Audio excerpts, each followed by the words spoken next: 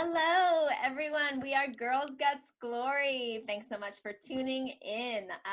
Wizards of the Coast is sponsoring this season, so thank you, Wizards, for having us. We love D&D and your wonderful community. Also, shout out to Johannes Plenio at coolfreepics.com for some of our awesome background images. As you might see, we have a special guest today. So I'm going to have Aaron introduce himself. Hi, my name is Aaron. How's it going? Rachel, do you want him to say who he's playing, or should we let that be revealed? We're going to find out. All right, cool. So we'll all introduce ourselves and our characters, and then we'll get started. I'm Kimberly Doherty, and I am playing Daisy Gamwich, and I'm a human artificer. Erica?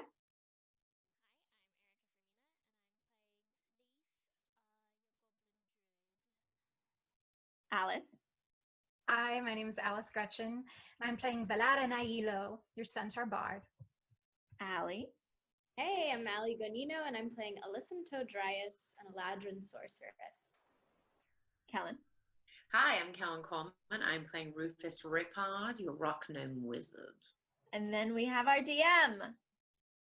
That's me. Hello. All right. Who thinks that they can give a good recap and gain advantage for one roll during this episode? Allie, I guess? Not me, but I definitely was muted when I introduced myself. So hi, I'm Erica Fermina, and I'm playing Leaf, your goblin druid. That's not my accent. Leaf. And Rachel didn't say her name, so Rachel. I'm Rachel. Hello. I'm your DM, Rachel Seeley. I'm old news. All right, Allie, you think you can give us a recap and gain your advantage? All right. So we killed 3 dogs in the cavern, and then we left the cavern with a tiny turtle hag.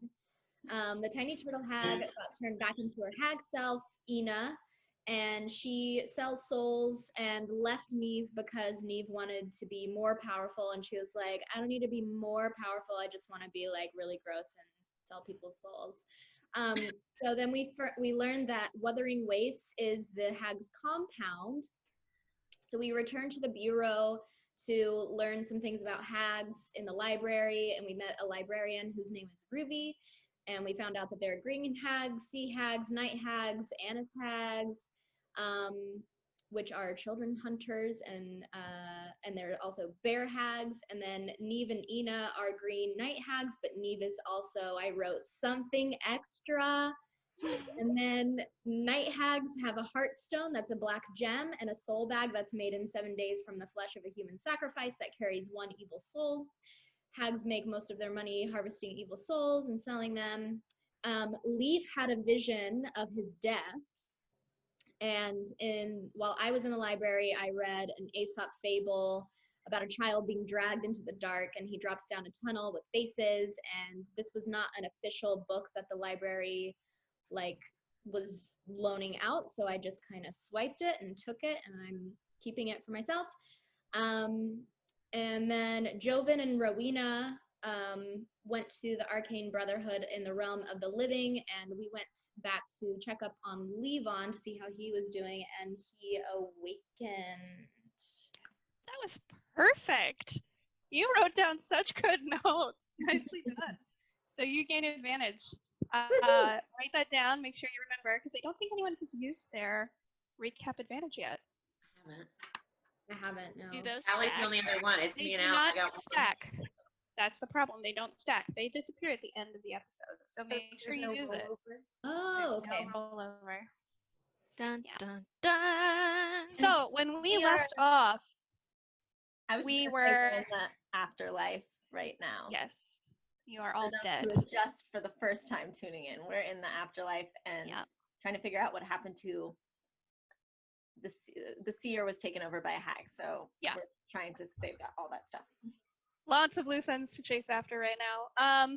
So when we last left off, you had joined Depp, your little fenling friend, in the medic wing, and you were all relaying information that you had figured out while you were in the library.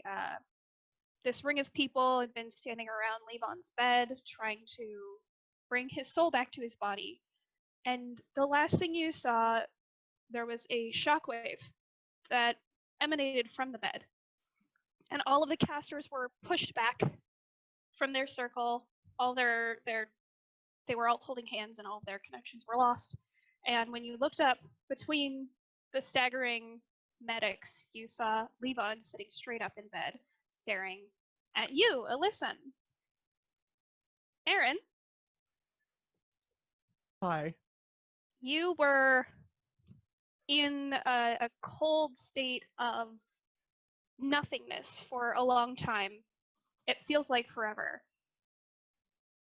And you have vague recollections of coming to once or twice. Once you remember seeing your temple, which is a deeply sacred place to you, the Temple of Seer. You remember seeing it almost mid-destruction. You saw this thick white root breaking through one of the stone walls, and you saw someone else holding your title, wearing your robes, and disappearing. You also remember seeing these faces that you're looking at now, and you remember a voice while you were unconscious. You sort of drifted in out of the sea of unconsciousness every once in a while, floating in this dark abyss. You heard a soft voice that would connect with you every once in a while, and you would feel healing energy connected to it. And you feel that same healing energy around you, but you also feel as if it's this woman that you're staring at right now. She's an Eladrin elf. Alyssa, would you really quickly describe what she looks like? Yeah, so I have alabaster skin. I'm completely white. I have long light mint green hair, and kind of crystal-y blue eyes. And I have like kind of a golden crown that sits on top of my head. It's small. It's not a crown. It's more like a head piece. And then I have an amulet that I'm wearing that has 3 moons on it, and then a little sack of treasures, herbs. So this is a person that you feel, you can kind of put the pieces together. This is a person that was probably a healer, and that was by your side for quite a bit of your time unconscious here. But you are now awake. You feel this throbbing pain in your head, but you have returned to your body, and you have this heavy sense of being back down on your own 2 feet again. But you're awake. Okay. Hello. Oh, what a terrible pain. Are you okay? Hi. What is this place? This is the Bureau of Death, and you are in the Plains of Penitence. Levon, next to you, pulling on your sleeve, you feel this tiny little clawed hand. And you look down and you see Depp, who you remember. And he says, Levon, is it really you? Are you back? Yes, my friend, it's good to see you again. Oh, it's so nice to see you. I'm so glad you're okay. I was really worried. You know, I've been here most of the time myself. But Alyssa has been really helpful. And these people, they call themselves the Froggers. They've been really helpful too. There's a lot going on.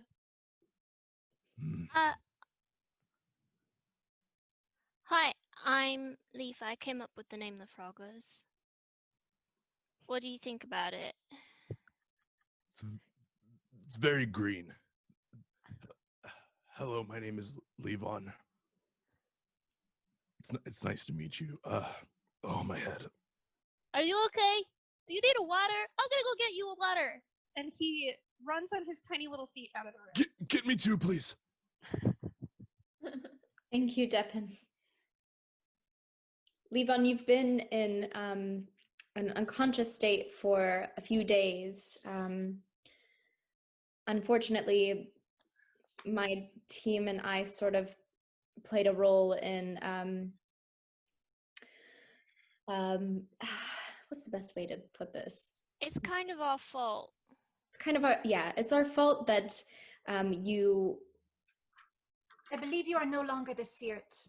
And yeah, that it's my fault. It's not really anyone else's fault. It is my fault. I listened to the pretty lady, and I am responsible for her having the white root that is now taken over, and she's very evil.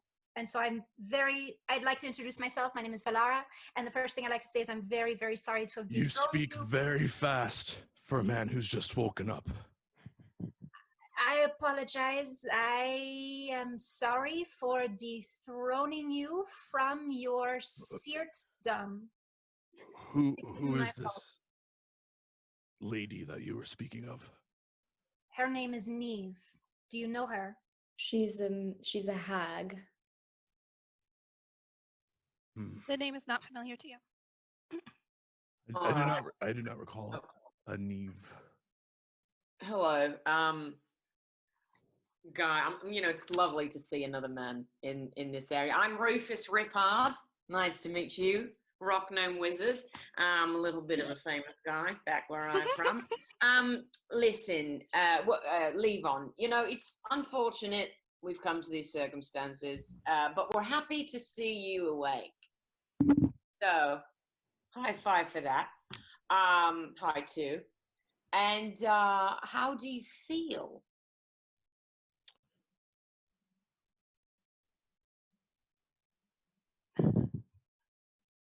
Hmm. You don't have to answer, by the way. If you'd like to take a little rest, we'll leave you. That's totally fine. Devin will be back with some water, and you can have a rest if you like, or however. Levon just like lays back down for a second, just looks up at the ceiling, and just like you see him like thinking and just looking at the ceiling. There's a very stark contrast between being Seert for what, like 3 or 4 centuries. Uh-huh. That's how long you had the title, and that's pretty common for the Seert title. There's a stark contrast between being Seert and being back in your human form. Everything feels so incredibly heavy and more complex somehow than it was before. It's almost like it's like when you realize that you're breathing and you have to stop yourself from overthinking. Like I'm doing right now. Yeah. Everything becomes more complicated. He just starts to yell out. He's just, water, I need water.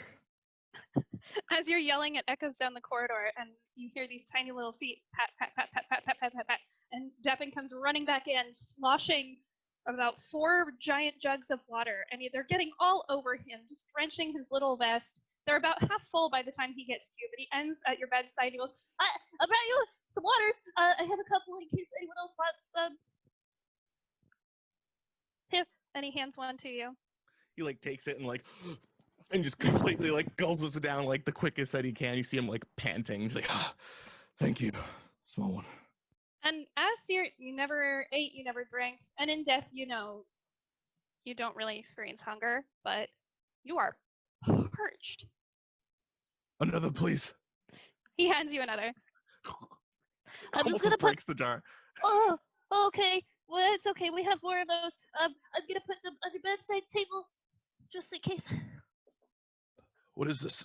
I forgot what thirst feels like. It's water, Levon.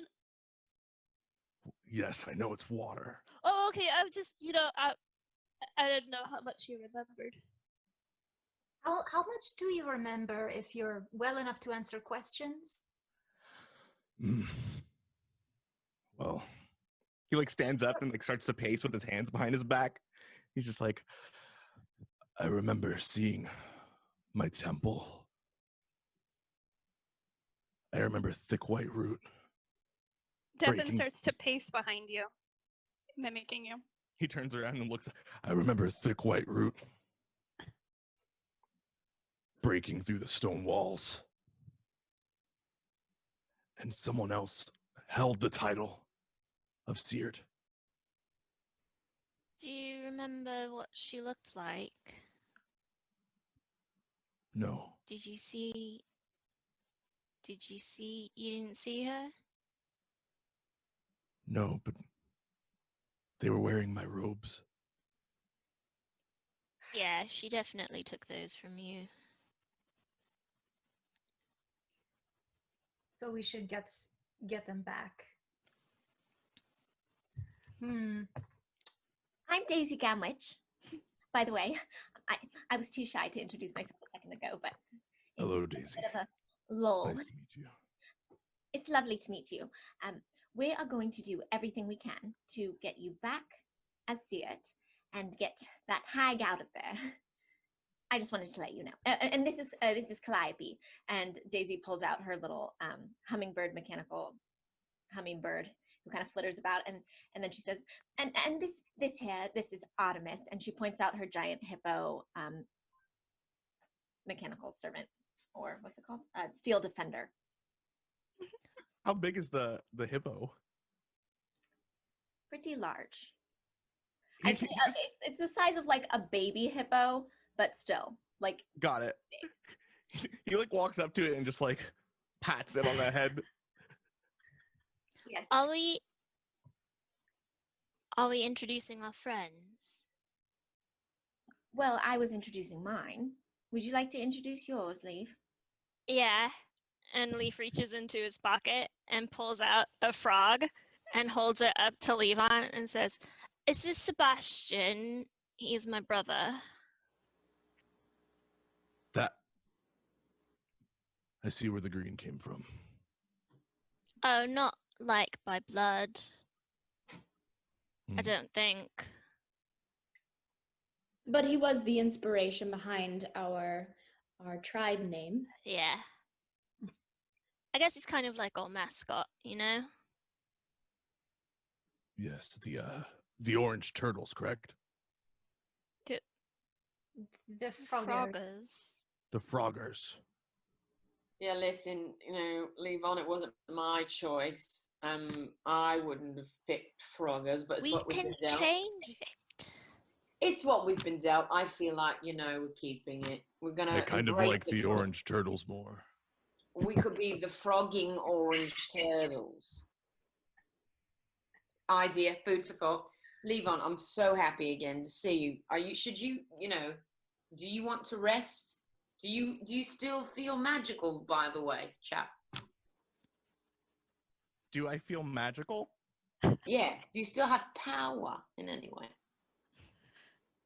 Levon, you know that you don't have the powers of Seer anymore. Mm-hmm. You have a tie to the title, and it's being severed slowly. You can feel it almost physically being cut, but you still have this tie to the title. So you do still have some weakened powers. You are still a beloved of Seert, but Got it.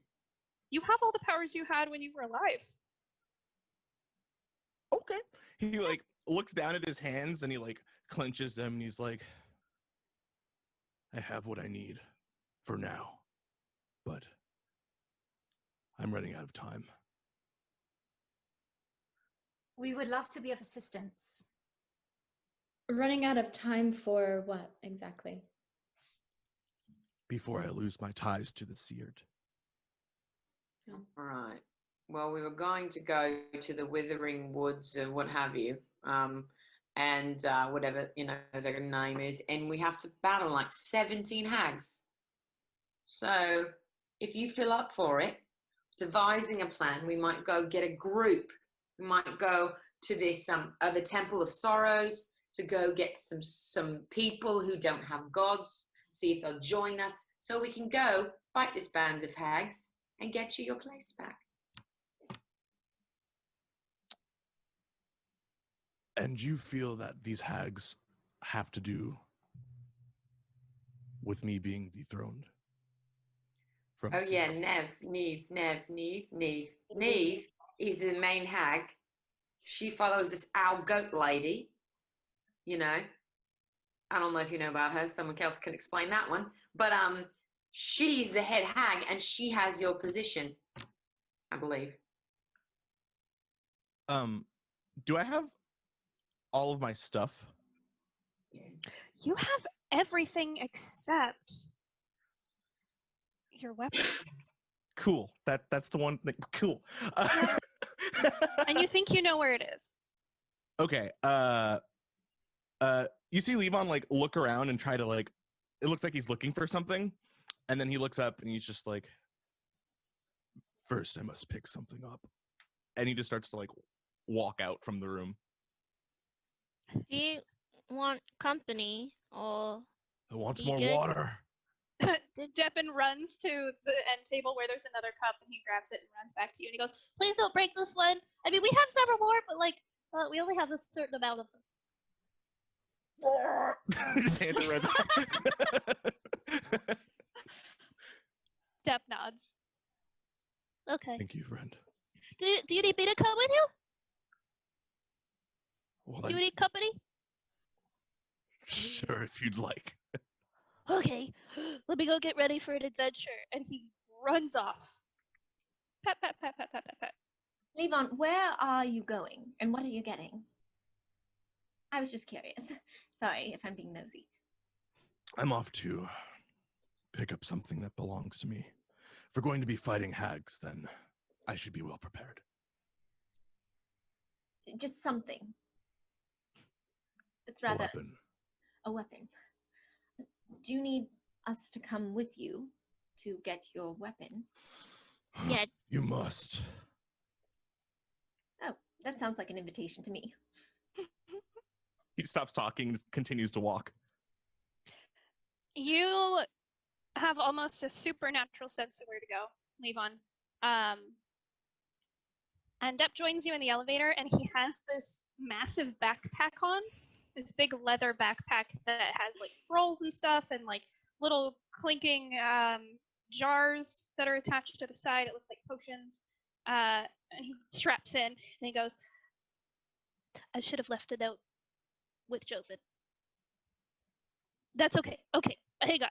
And he goes into a corner of the elevator that you're all in now. And Levon, you press the button to go down to the bottom, and you see Depp pull out this little, what looks like a silver compact. He opens it, he starts whispering into it, and you hear him say, "Hi, Joven, it's me. How close are you?" Okay, cool. That's good to know. So Levon's away. No, yeah, I know. Yeah. Okay, yes. Yeah, I said he's awake. We're going back to the temple. Yeah, that one. No, he's not alone. No, we have everybody else here. No, it's okay. Okay. Okay. Oh, perfect. Okay, then you'll be back as soon as we're back. Okay. All right. Tell Rowena I say hello, and we'll see you soon. Yes, I will. Okay, bye-bye. And he closes the compact again and comes back, and he says, Okay. Cool. and the elevator continues to go down.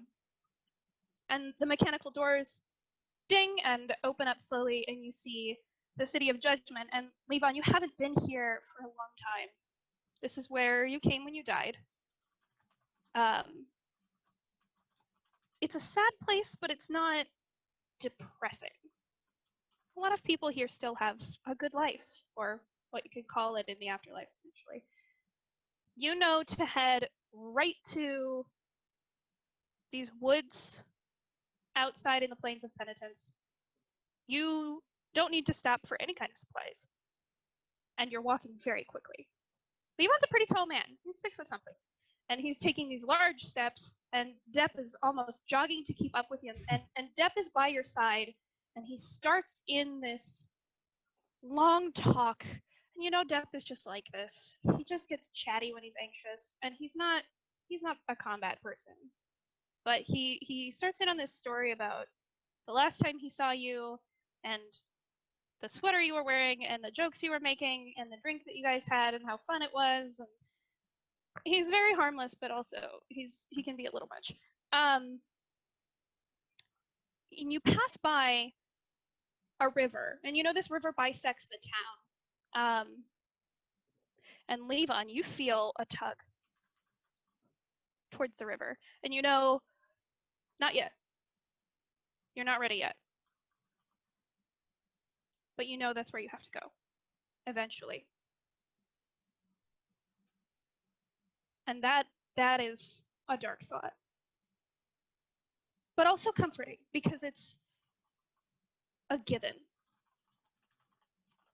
But you pass the river, you follow it along, and you find this trail that you were all on before. You go through the woods. These leafless birch trees on either side that give way to evergreens that have needles and leaves. And you pass the spot that you were taking a nap at before.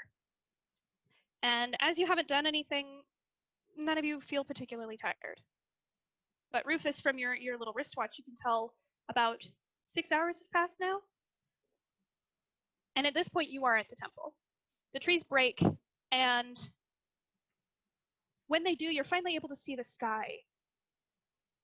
And Levon, the sight clenches your heart, because what you see is your temple, but it looks like it's exploded, and it's been caught by these roots. There are walls that have been completely pulled out, and they're hanging up on a root, suspended in the sky. And this small, thick, white root, almost pleathery, soft surface, has become a tree.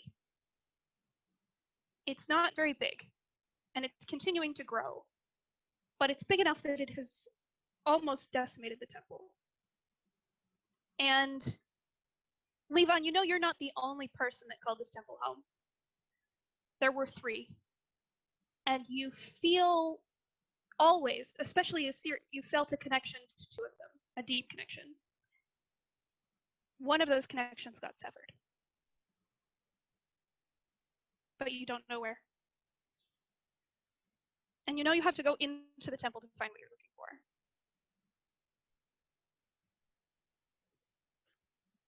You see Levon just like stare at the temple, horrified, and his hands are shaking, and his knees are almost seemingly buckling, and he takes a deep breath, and he just says, "I have no choice. I must be brave." As he starts to walk forward to the temple. Depp follows you, and you feel on your hand this small claw, just very gently grab it. He like puts his hand on Depp's head and just like, "Thank you, but it might be best if you stay, just for a moment." Okay, I could. Yeah. Okay, yeah, I'll stay back. I'll just be here. I'll call And you he goes in and if stands. if everything's okay. I'll call you in. Okay. He just stands at the edge of the woods, right next to that path where you guys had just come out from. Wait, sorry, are we all together? I'm a You little are. confused. Okay. Yeah. Okay. Another question. Yeah.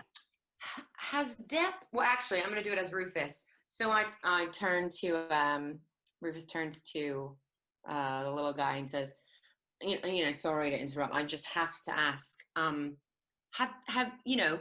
Is it a nickname now? We're calling you Depp, short for Deppin. Is it your nickname now? Well, that's what a lot of people call me. Depp. You can call All me right. Deppin.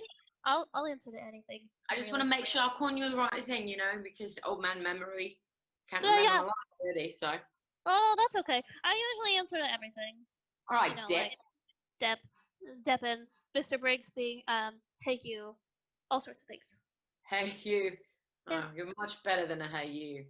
Oh, thank you. That was very nice. Good to know, Depp. Okay. Is anyone else joining Levon, or are you going alone? This is the destroyed temple, right? Not the Temple This of is- Sorrows. This is the destroyed temple. Okay. I'm going to approach Daisy. So are we just here so we can see before we go to the Temple of Sorrows, or do you know what the plan is? We just we escorted Levon here. He's getting his weapon. Right. And then I would like to go to the Temple of Sorrows and try to recruit an army, obviously, before we go see the hags. But I think we just came here to make sure he stays okay, doesn't get... Oh, I cannot imagine being a god and then coming back to this. Must be very difficult for him. Perhaps we should just give him space and let him come out when when he finds his weapon. Yes, I'll just say, Levon, if you need us, we'll be right here. Just let us know. Mm. All right. Levon. Yeah? Sorry, I wanted to, I was wondering if I could try to like inspect the tree roots a little bit while we're here. Yeah, make a nature check. Okay. Oh, where did I put my dice? I'm prepared, I promise. Oh my god, that's a natural 20. Oh boy! So you go to inspect this root. You start to get a sense of what exactly it is. It is nothing you've ever seen in the land of the living. So this immediately strikes you as something that only exists here in the afterlife. And you sort of gingerly, you take out a small pocket knife or a little dagger, and you cut a little piece of it away. And there's no sap or anything, but what you do carve out of it, you pull out just a small chunk of this root. And the inside is like almost paste. It's chalky. But you now have just a tiny chunk of it if you would like to keep it. Yeah, I would. Okay. Levon, you head through to the front of the temple, and this temple, this was your temple. It's 2 rooms, a smaller room and a larger room. Up the steps is normally where people would meet the first of the Haiga, the child.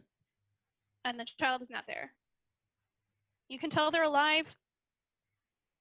You can assume they're probably hiding for their own safety. You get up these stone steps into this circular room with little cutouts that look like they should be for shrines, but they're just full of candles. The candles are all blown out. There's a pedestal in the center, but the pedestal has been cracked, and a tree root has started to destroy it. And the second Haiga is normally encountered here. You don't see the adult. You go into the third room, which is the room where you were normally found. And the third room is also circular. It's a domed roof, a little bit larger. You see a hole has been blasted in the stone wall on the far side. You see rubble. You sense a very weak tie. There are all of these. If you close your eyes, you can feel almost like ribbons going out in different directions that tie you to certain things. You feel a very strong connection to the pool in the center of the room. There's just a circular pool, a reflective surface. And you also feel a withering tie underneath that rubble where the wall was broken in. And you know this is where it happened, because this was the first thing you saw when you came out of the Seert title. And you look up into the ceiling, and you know this room is not just a room. You know it's a gateway. And when you look up at the ceiling, you're supposed to see something. The gate is supposed to be open, but what you see is just a ceiling. There's some tile up there, black and white, a depiction of you, of the Seert. Well, I guess it's not you anymore. The figure with the horse skull, the 4 arms, one holding the sword, one holding the scales. And the roots have kind of broken that up too. They're much smaller up at the top because they're still growing, but they've dug underneath tiles and started to almost cave in the ceiling a little bit. It's still structurally sound for now. You don't think it's going to fall down immediately, but your room is destroyed. Your whole temple is destroyed. The gateway where you felt most comfortable, gone.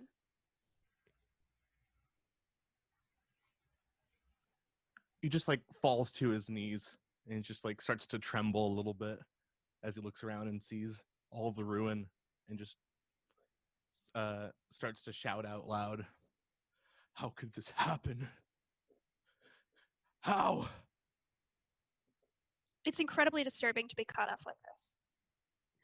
When a seer is taken out of the title, it's a ceremony. It's done in a way that gently releases you. But when you're shoved out of the title like this, there's a part of you that got left behind. It was not a clean cut. You are severed. And you don't feel whole. But you feel your tie, that ribbon of connection. In the center of that reflecting pool, there's something that just, boom, boom, for a second, you feel it. I like immediately fixate on it, and slowly start to inch my way to it to get a better look. Okay. You cautiously go to the edge. And normally if people are coming here for a ritual, they stand in the center of the pool and they look up and they're supposed to see you in your gateway, which is a galaxy. They look up and they see you doing your job. The pool is completely still. There's no debris in it. It's just a clear, glassy, beautiful surface. And as you get closer and closer, you can't see past the surface. It's just reflected. You see just the ceiling reflected, but there's something in the center. And it calls to you. And it's comforting. Levon almost like hurries towards it. Okay. So you are at the edge of the pool. Would you like to go in? Yes, please. Right. So the bottom of this pool is angled down. And at a certain point, it becomes just a sharp drop. It's not very big. It's just several feet across. Like a kiddie pool, but a little bit classier. So you step inside, and you're in the shallow end, and you reach your hand down. And there's a rush of water around your wrist. You feel water moving up, but the surface is still just flat, perfectly crystal clear. And you grasp the handle of your sword. And as you do, a hand juts out from the pool and grabs your wrist. I need you to roll initiative. Okay. Please no. I didn't roll a 6. You rolled a 6. Oh, okay. Why didn't we go with him? I'm scared. I mean, he did seem kind of like a lone wolf. Levon, this thing is not supposed to be here. What you see is this creature. You yank your arm out. Very unwelcome, very bad touch. And you see this creature start to rise from the pool in front of you. It is mostly skeletal, but there are parts of it that look like it's being dragged down. It's wet. And yes, it's been in a pool, but this creature is waterlogged. It looks as if it has been in water for a long, long time. It sets its pure milky white eyes on you. It's got long, stringy white hair. There are a couple barnacles that are growing along its skin, and it has what looks like the tattered remains of a military uniform. But not any military you knew.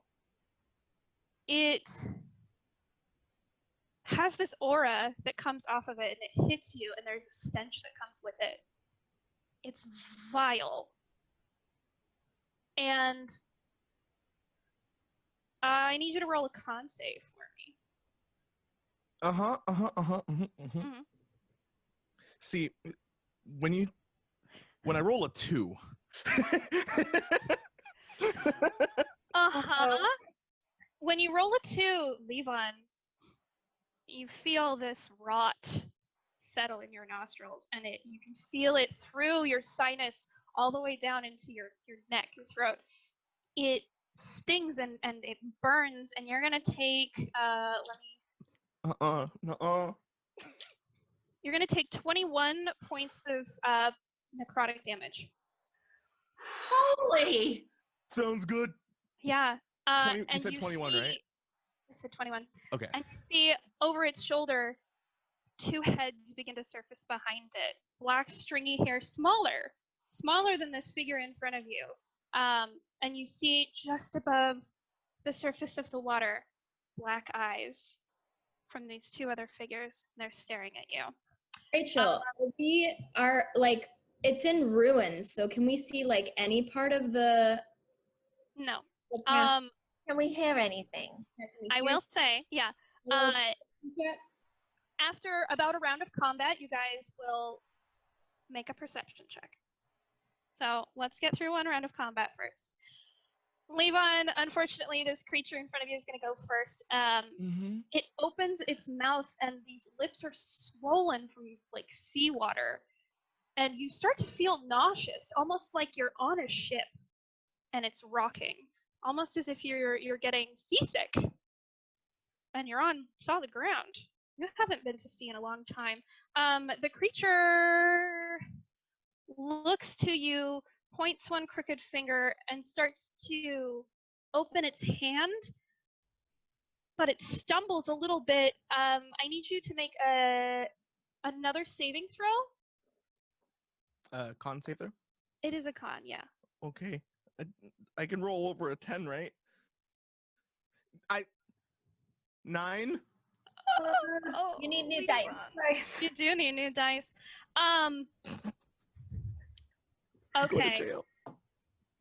This black inky tentacle whips up from where its feet should be in the water, and it grabs onto your ankle and holds on, and you start to feel the life being drained out of you. Awesome. You're gonna take Oh.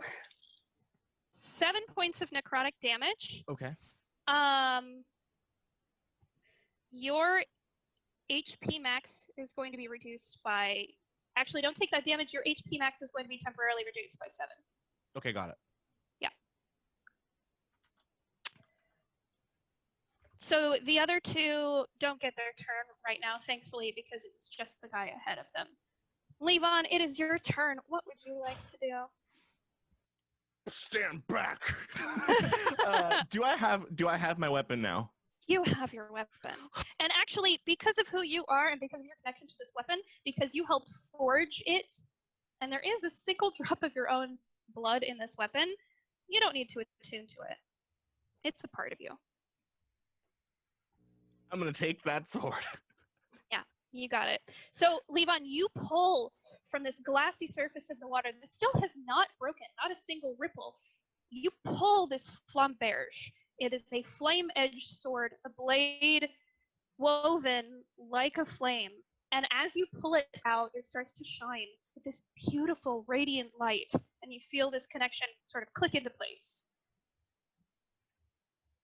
You just see him smile, like he's like, it's time, Yeah. and he takes his sword and he starts to mutter divine words, and he casts Word of Radiance. Perfect. Yes. So it's a con save throw of 18. 18. And is this just on one creature, or is this an area? It is on everybody around me. Excellent. I love it. I love it. I love it. I love it. Okay. What is your DC is I know your DC. Mm-hmm. Perfect. Okay. Only one of the smaller creatures in the back makes it. Okay. You see it recoil in fear as it hears you say these words, and there's a voice from the one creature that succeeded. You hear this gurgling cry almost from under the water, and you hear it say, "Not yet. Go ahead and do your damage." That is 17 damage. 17 damage. All right. Mhm. And it's radiant, correct? Yes. Okay. You send out this beautiful wave of light with your words, and it crashes and it makes the sound of waves as it hits the edges of the temple and disappears up towards the top. These two creatures are buffeted by this wave of golden light, and they do end up taking their damage. Anything else you would like to do on your turn, Levon? You know, it would be really cool if I could use my bonus action to use blinding smite on myself. Would be pretty cool. I'm sorry? Yeah, It would be pretty it cool, would wouldn't be it? great if I could do that. So I'm gonna go ahead and use that on myself. And All right. can I? How far away am I from the entrance? It's behind you. It's about 15 feet. Your temple really is not that large. That's on perfect. purpose. Can I use my movement speed to go to the entrance and yell out Yes. to the party? Well, okay. So the entrance to this room you're about 15 feet away from. Got it. The other one, you'd have to go through the temple, through that second room, which is technically the first room that you enter when you come in the temple, if that makes Mhm. sense. Where the adult is normally standing behind it. Mhm. You can shout from the edge of that like doorway. So if you get 15 feet behind you, you're standing in the doorway of your room and the like judgment room. Got it. So I need everyone outside to make a perception check if you're going to try and hear him shout.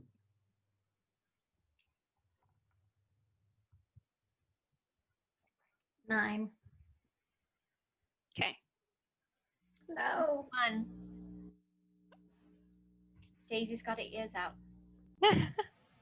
23.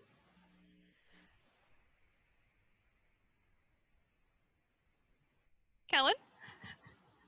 17. All right. Daisy and Alyssa particularly, you hear a shout. Levon, what do you shout? New friends? I could use some help here. That's what you hear. And you hear Depp behind you shouting, I'm coming! Yep. Daisy's gonna start running with Calliope and Artemis. I'll Okay. start running as well. Okay. I noticed that they're running, and so I'm like, I think we'd better go. Mm-hmm, you do. And I gallop So, out. all right. First in the temple is going to be Daisy. There's going to be a whole other round, and then you guys are going to roll initiative. It's going to be Daisy, Alyssa, Rufus, Valara, Leaf. Okay. But that is probably going to change when you roll your initiative. Okay.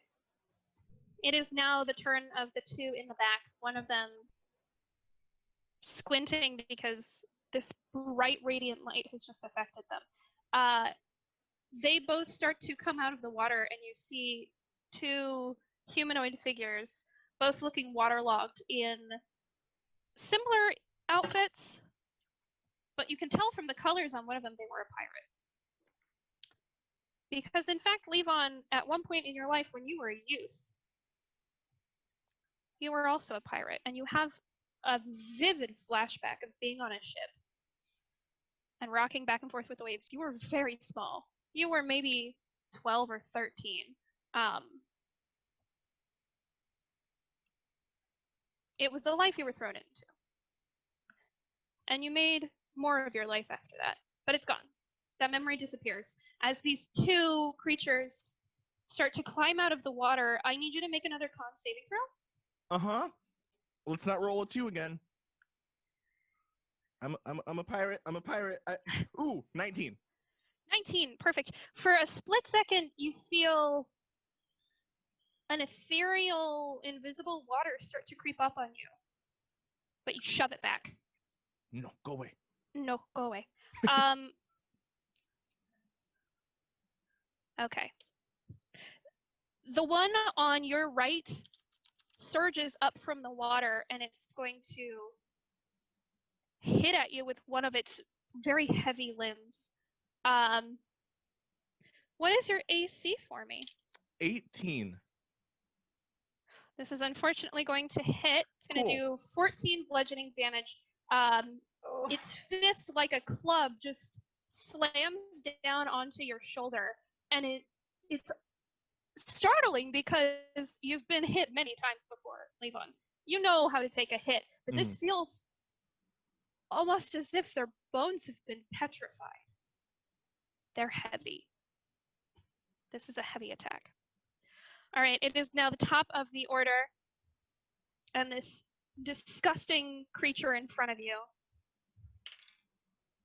is going to roll to hit you with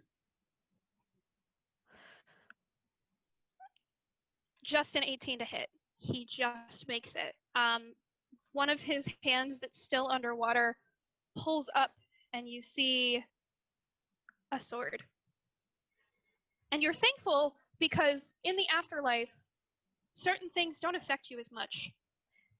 This is something that you see dripping off of his sword, this dark blue inky bead that starts to form on the hilt of his blade and goes down and drips off the tip.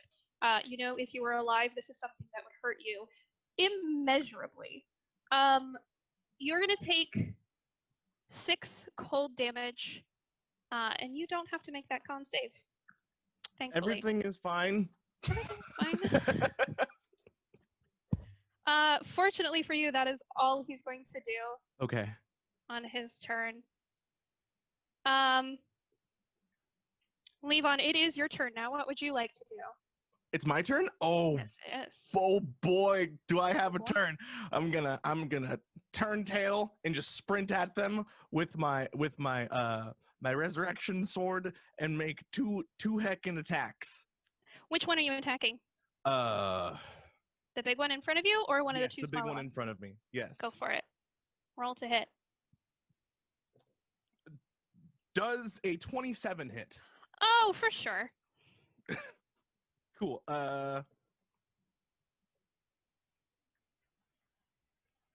Math. Yeah. One more math to go. Sorry, guys. We're very slow on math, mate. Don't you worry. And it was that one. Okay. Oh, okay. 27 damage. Perfect. You do 27. Is it just slashing damage? Yeah. It's like slashing, radiant, freaking everything. Yeah. Because of the nature of your sword, it cuts a line across the shoulder and down the collarbone of this creature. It yowls in pain in this echoing voice that's dissonant, as if it's two voices screaming at once, and a line of light appears and then disappears on its body. But there's this deep cut. Nicely done. Anything else you would like to do on your turn? I'm going to use that same sword and attack him again. Go for it. Does a I kid you not, 31 hit? Yes, it does. Wow. Yes, it does. Sorry, that was one of those that was like, oh, that's a big number. Oh man. Okay, math.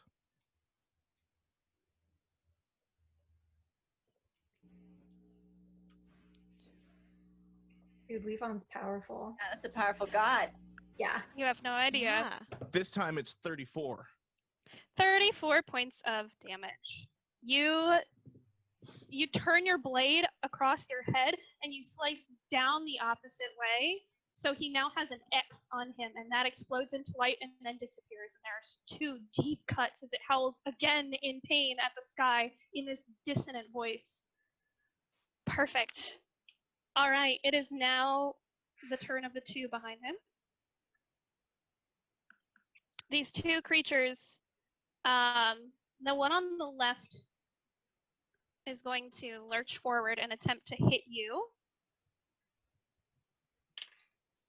Ooh, that's absolutely not going to hit you. No way in hell. I need you to make one more Constitution save. I'm really good at rolling 2s, so can we change that? Nat 20. Oh. Amazing. You know what they're trying to do. You've seen something like this before. Okay. These are familiar creatures, actually. And you know you've failed this save once before, and you felt yourself drowning while you were on land. But this time, you recognize it, and your mental fortitude is so strong that you just shove it back down like it's nothing. All right, that is all they can do. I need everybody else to roll initiative. Come on into the Yay! battle. Welcome to the party. Yay! As you hear, Welcome to the jungle. Levon brought you snacks. hear all of these feet running in as these figures enter the room behind you. I rolled 18. 13. I It's an also 18. got a 13. I also got a 13. Okay. Leaf, what's your dex? 17 What's your dex modifier? plus 3. Daisy, what's your dex modifier? +2. And Rufus, what's your dex modifier? +1. All right, so it's going to be Leaf first, Daisy second, Rufus third. And Alyssa, where did you land in this? 16. 16. What is your dex, Alyssa? I believe it's a 1 plus, oh no, +2. Perfect. Okay. As you charge in, Volara, you are the first one in. Being a centaur, it's not surprising that you are fast and you're going to be the first one in combat. You see ahead of you, Levon has moved a little bit away from the doorway. You are all still in the second room, but you can see into this third room where you had seen Levon before. And in the pool in the center of the room, you see 3 figures. One is larger than the others. They're in a V formation, kind of like those dogs that you saw earlier. The figure at the head is very large. And they all look like people or creatures that have been drowned and come out of the water. Okay. All right. I would like to cast Bane on all 3 of them. Perfect.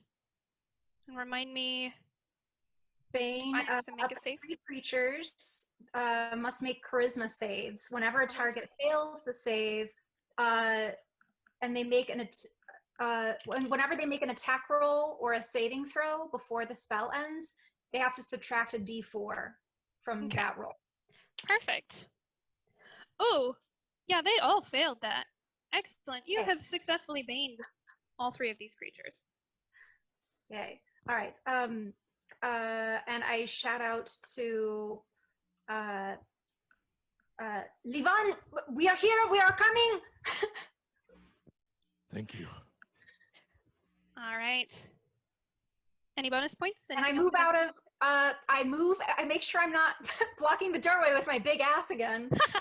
So, Would you like to get inside the third room? where is Levon? Is he in the doorway or inside the room? He's inside the third room. Okay, then yes, I would like to gallop inside the room, and I move to the. I'm on the other side of opposite wherever Levon is. So I'm imagining Okay. we're kind of flanking the doorway, and Yes, you are. then as a bonus action, I would like to give him bardic inspiration. So, so Perfect. Aaron, add 1d8 to one ability check, attack roll, or saving throw.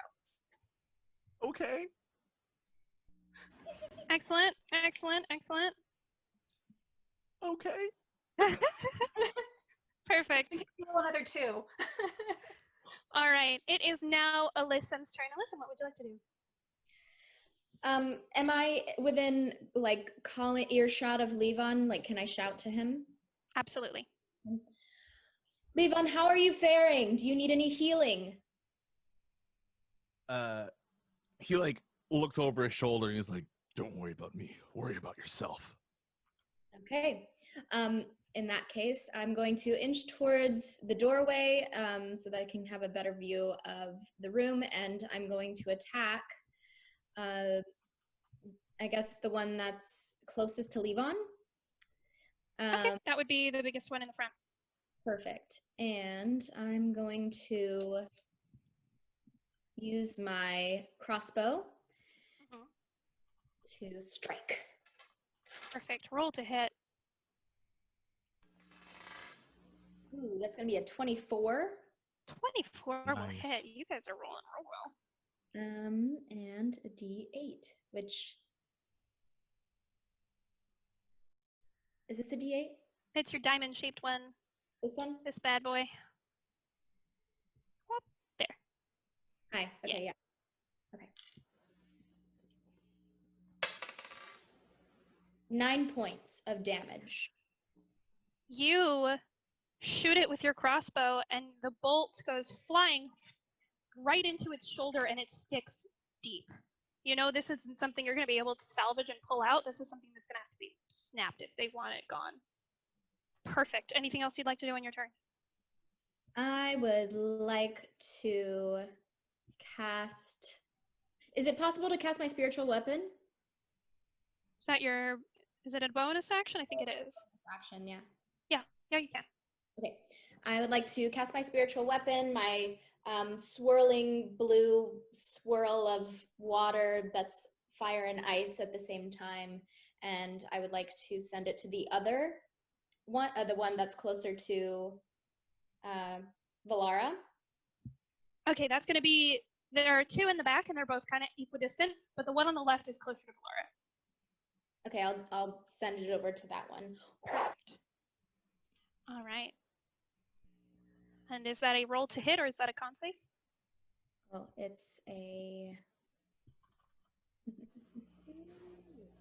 Spiritual weapon? Yeah. Roll to hit, Okay. as I recall. Yeah. I believe it is, yes. So roll to hit your target. Natural 20! Perfect, because this one hasn't been injured yet. Roll your damage. 4, 9 points. Excellent. It takes 9 points of damage from your Double? spiritual weapon. Yeah. Did you double that? For your nat 20? Oh, do I double the damage? Yeah. Mhm. Oh, then 18? Okay, Nice. perfect. So you send your beautiful swirling water-like spiritual weapon to hit it, do an excellent amount of damage. As you see it recoil in pain. Perfect. Anything else you'd like to do on your turn? That was your bonus. Any movement? I'm not in the doorway, right? I'm just like to the side. No, you're just off to the side. Yeah, cool. I'm good. Perfect. Okay. Let's see. This is going to be Levon and Valara. You're both going to take 5 points of cold damage. Ooh, why? What happened? You are struck by this deep cold as this thing steps out of the pool. These gross black toenails clicking on the tile as it gets closer. And when it's within a certain amount of feet, this cold becomes heavier and heavier. And Valara, now you can smell the scent of rot, the scent of seawater, and something else. And It's very disgusting. A mystery flavor. A mystery flavor.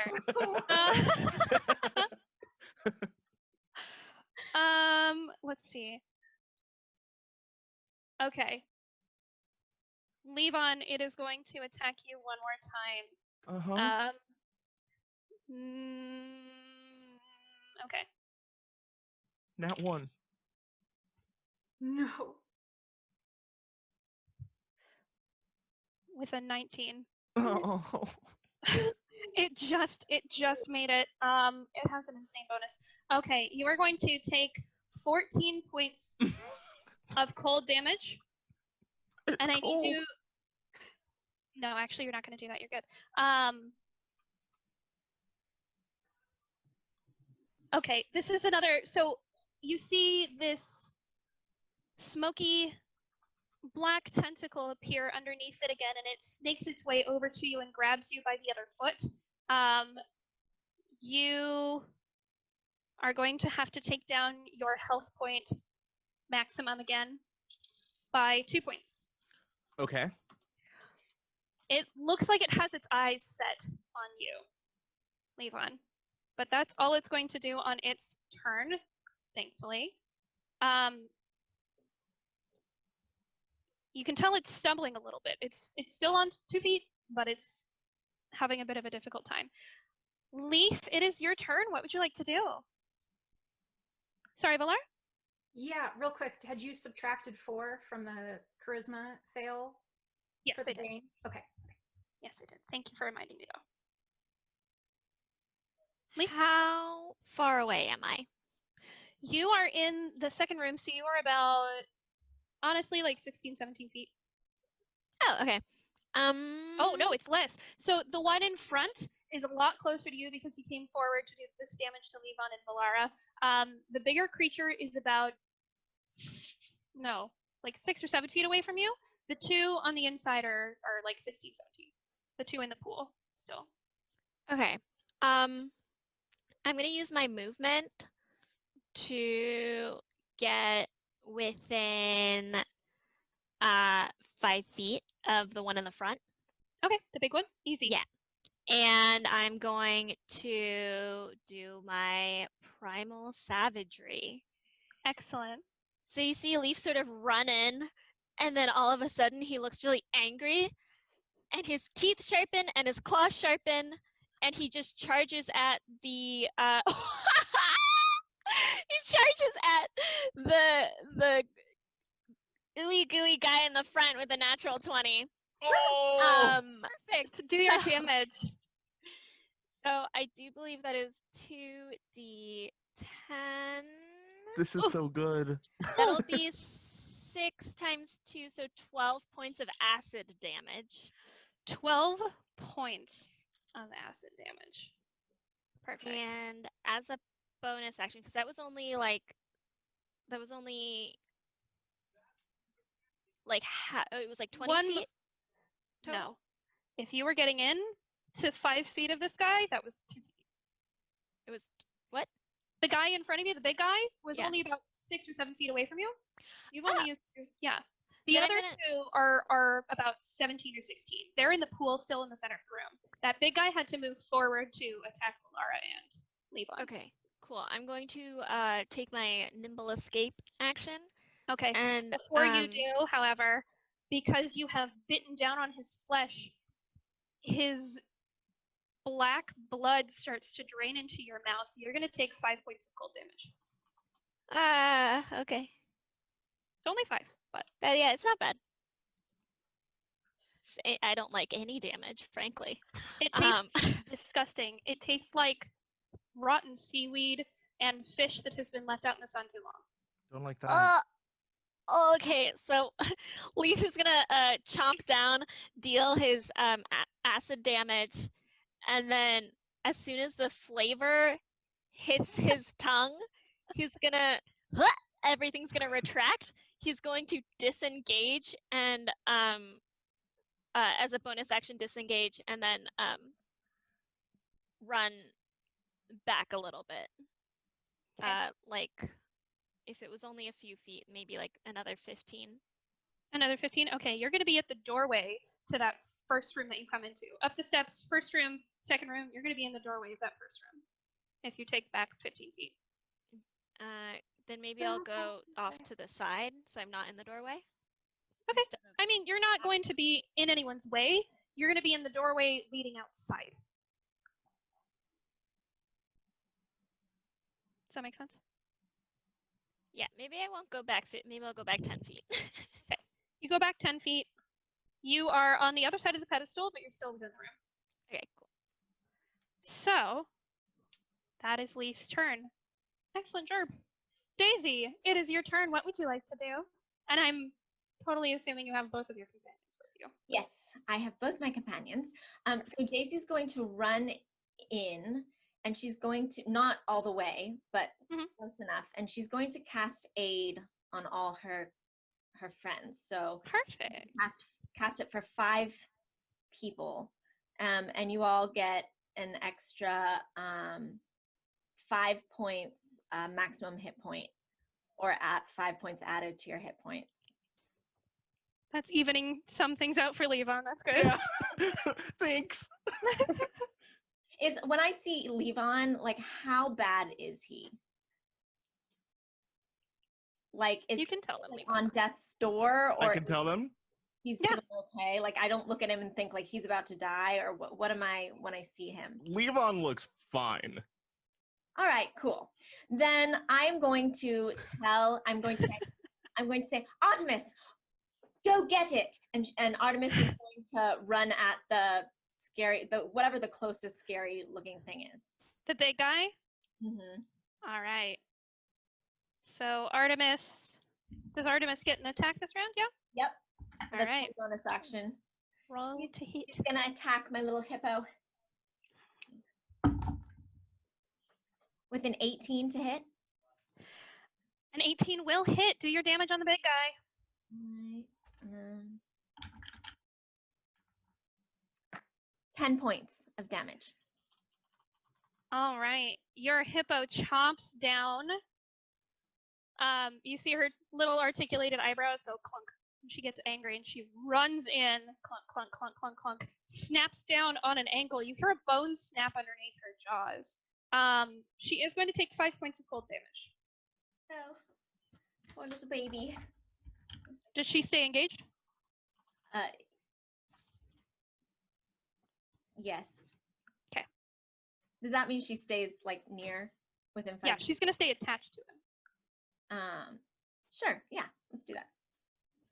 Cool. All right. Rufus, it's your turn. You are muted, however, my dear. Yeah, you know, sometimes I do that, talk too much. So, where Rufus? Okay, so when I'm looking up all these things that I have to do. So can I see anybody? Or can I see the Yeah. guy? You can see the big guy in front of you. You're gonna have to get into the room to hit either guy the way that you are aligned if you're trying to attack the 2 in the pool. But you can see the big guy. I can see the big guy, so I am going to bestow curse. Perfect. And the curse on him that I would like to do is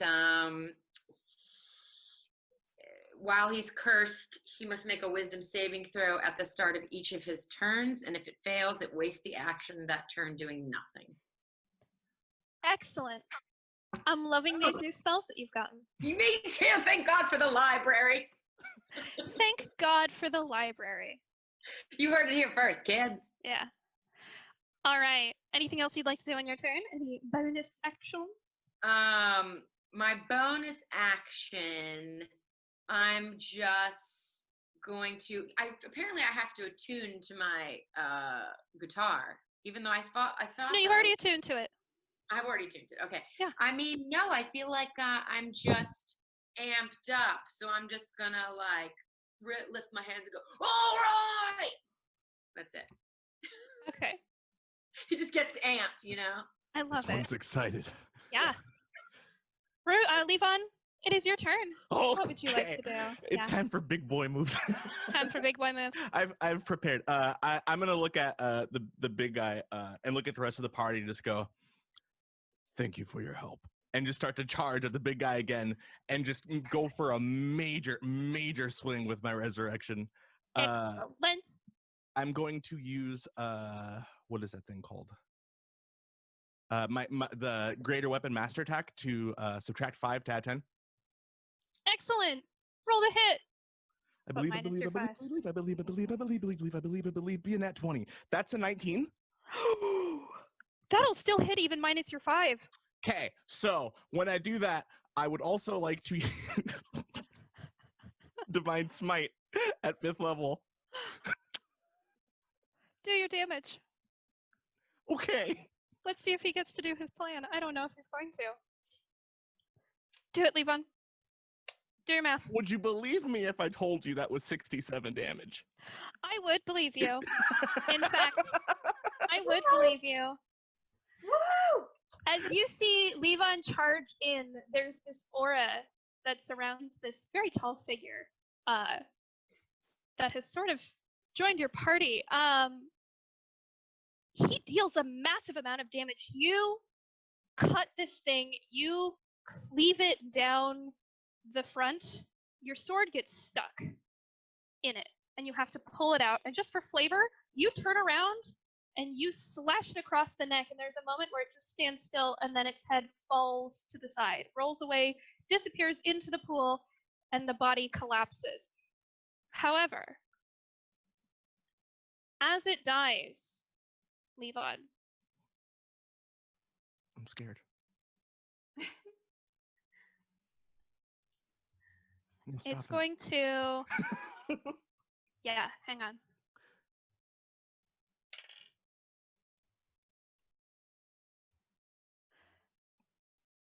This black tentacle appears. It pops out of the stalk of its neck and wiggles around, and you see in a split second, it whips out into the pool, and it comes up with the head. And there's this suctioning noise as this tentacle drags the head up into the air and pulls it back onto the neck. The eyes have lulled into the back of the head, the mouth is slack open, and you see this tentacle sort of writhing underneath this cut in the neck. And it's standing again. But just barely. No, ma'am. Levon, as this happens, you get a vision on a ship. It's night, in the middle of a rainstorm. And the ship is rocking back and forth violently. You are a young child sitting scared underneath a set of stairs that go up to the second level of this ship. And there are bodies strewn on the deck. You see your captain, a man that you've come to admire and who has protected you. He turns around because he's just dropped a body of a creature. And you see this scene. You see this inky black tentacle appear from the neck. And it whips around, finds the head, zooms back to the body, pulls it back on, and the creature stands up again. You shout to warn your captain. And your memory is cut off there. Any bonus actions you'd like to do? Well, can I go after the smaller creatures in the back? So I still have my my second attack, and since I did I reduce the big one to 0? Technically, yes. Then I would also have another attack as my bonus action as well, if that's okay, if you'd allow that. Yeah. Cool. If you want to attack it again, go for it. I'm gonna attack so many times. So that's a 23. That'll hit. Okay. You don't even have to roll damage. This special ability it has brings it up to 1 HP. As you attack again, before it even gets the chance to use this ability one more time, you swing your sword wildly. You sever the connection on the neck in the exact same spot, perfectly. The tentacle itself is severed, the head falls from the body, and again it crumples. And there's a split second where you go, is it going to happen again? But it stays down. The thing is dead. Thank you for staying down. I'm actually gonna just put my sword down and just stare at it for a second and just start to huff a little bit. Okay. And I'm just gonna end my turn right there, actually. Okay, yeah. So these two other creatures, this is going to be actually everyone but Leaf. I need you to make, what save is this? A con saving throw. Everyone but Leaf. Con saving throws. Ooh. You can add your D8 if you need to, Aaron. Mine's 17. Okay. 22. 23. 12, but can I add my thing that I got? You are actually okay. Don't worry about it. I'll explain it in a second. Rufus? I'm 12, but I feel like I have some sort of help on that. With I can also. Saving throw. What was it a saving throw of? A con saving throw? Con saving throw. Okay, it's 14. That's it. 14. I All can right. also add a flash of genius to someone who needs it. I might need it. I don't know. She's looking at. Maybe I might. What did you roll, Leaf? Leaf doesn't have to roll. Leaf Oh. was far enough back. I'll flash of genius for her. I'll make it Okay. 17. For who? For him, for Rufus. For Rufus, okay. All right. You all feel, rather than see this wave of water crash against your ankles, and you feel it start to rise. But for all of you, it dissipates except for Alyssum. Alyssum, for a second, you feel as if you're about to be submerged underwater. But you feel a familiar warmth coming from your hand. The ring, in the shape of a river from your father, abates any kind of nausea that you're feeling and pushes it down. And you get this sense of calm and health and warmth. And you don't feel nauseous. So,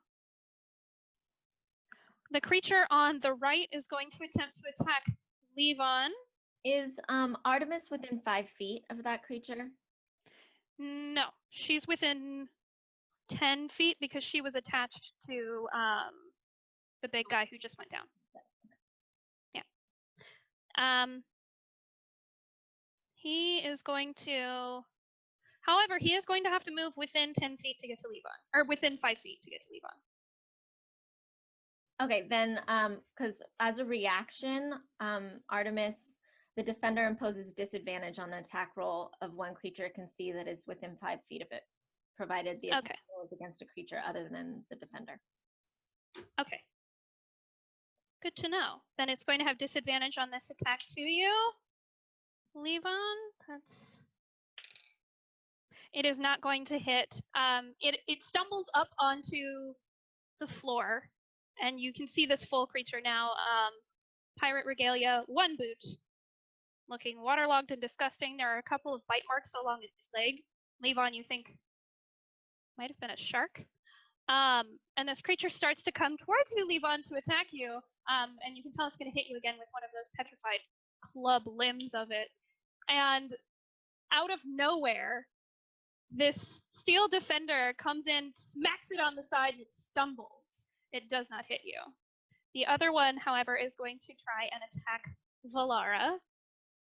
It's going to go around with its full movement.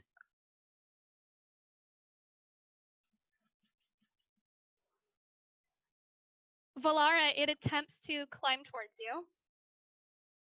And it takes a step, and you start to feel this aura again of nausea as it gets closer and closer. But one foot goes down, and all of a sudden, a root explodes from the ground and sends it flying backwards. And the root sort of slowly snakes away, but it is now 10 feet back from you, and it loses its entire turn, as well as taking a little bit of damage. Wait, so a root springs up from the ground on my side? Yeah, a white root. This is okay. The root does not have a purpose. It doesn't have like a consciousness. It's just appearing. Okay. So it's not helping you. It's not hurting you. It's just a root. Okay? Okay. Okay. All right. So it takes a little bit of damage. All right. We are going to be at the top of the order, but it is time for us to take a break. Oh, this is fun. Yes. All right. We're going to come back in a couple minutes.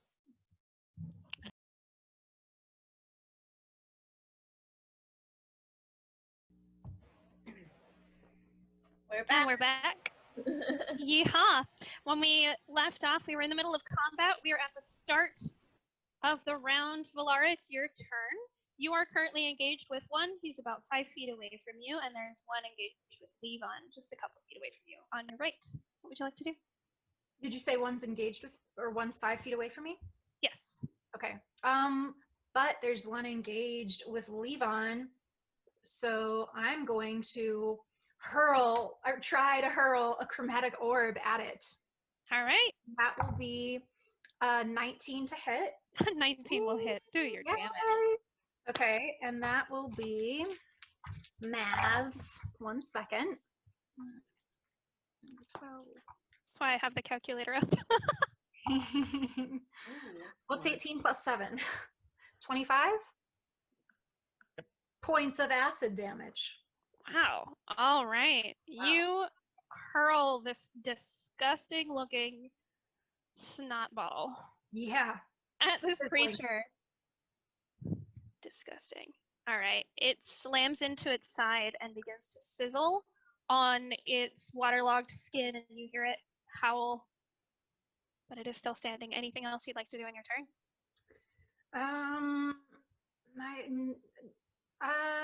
I'm pretty sure there's.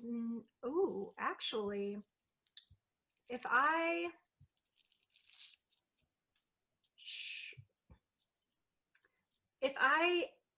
charge,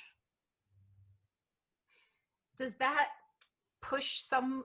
Does that push? Can that like knock someone It would off? not push the one that's engaged with you away. You do have to be 30 feet away to charge. Right. Okay. Nope. Then there's nothing else I can do right now. I just make sure I look around and I make sure that I'm out of the way in case anyone else has anything. You are not in the doorway. You're good. You're just off to the left of it. Okay. Okay. That is your turn. Alyssa, it is your turn. What would you like to do?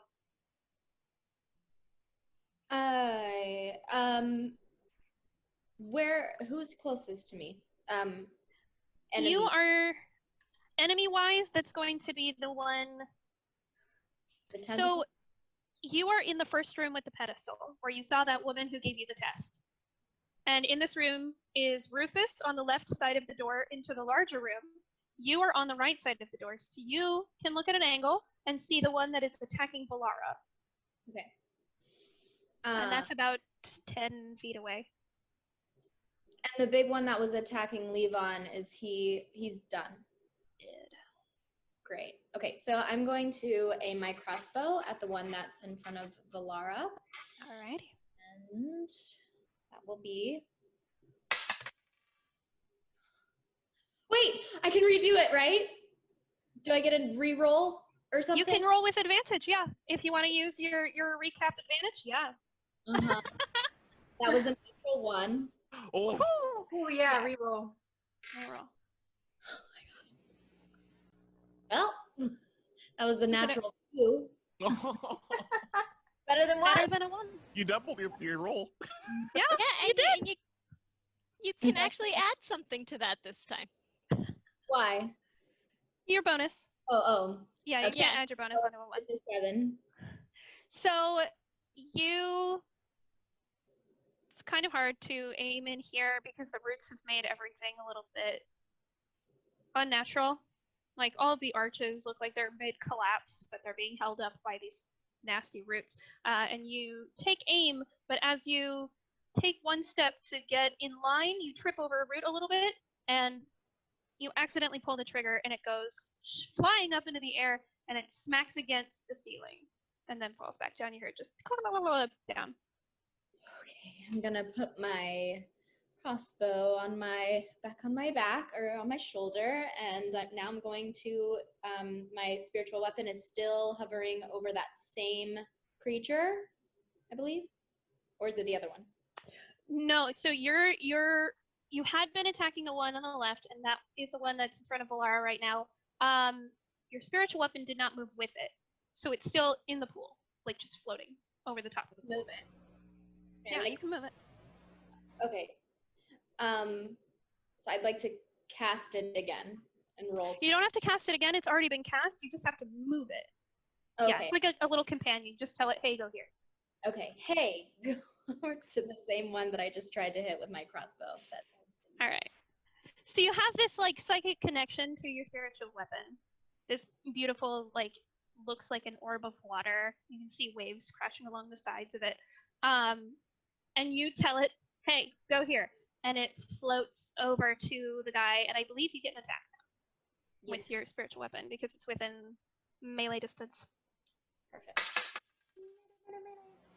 A little better. That will be a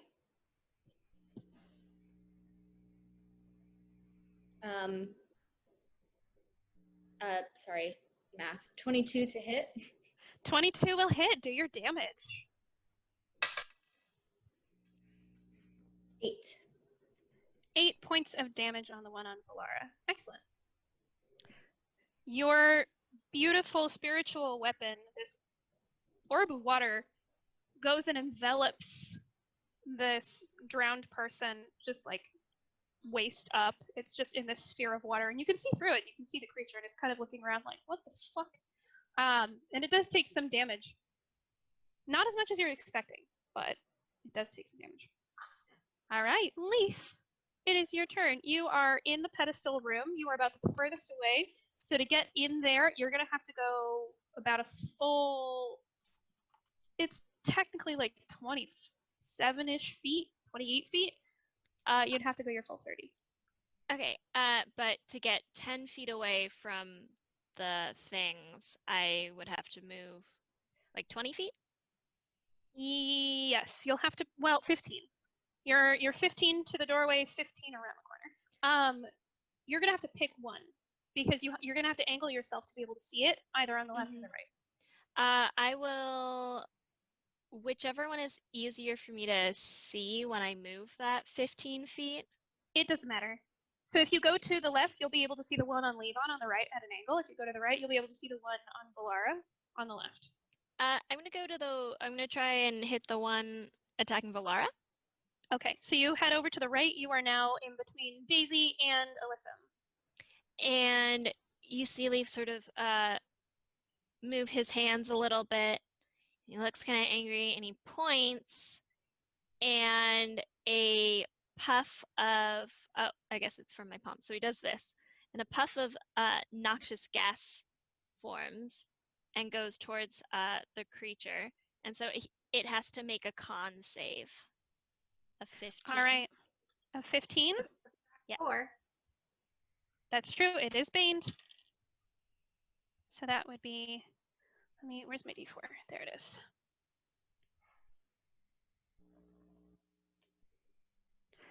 With an 18, it will still succeed its saving throw.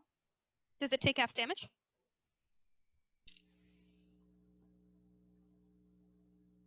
Erica?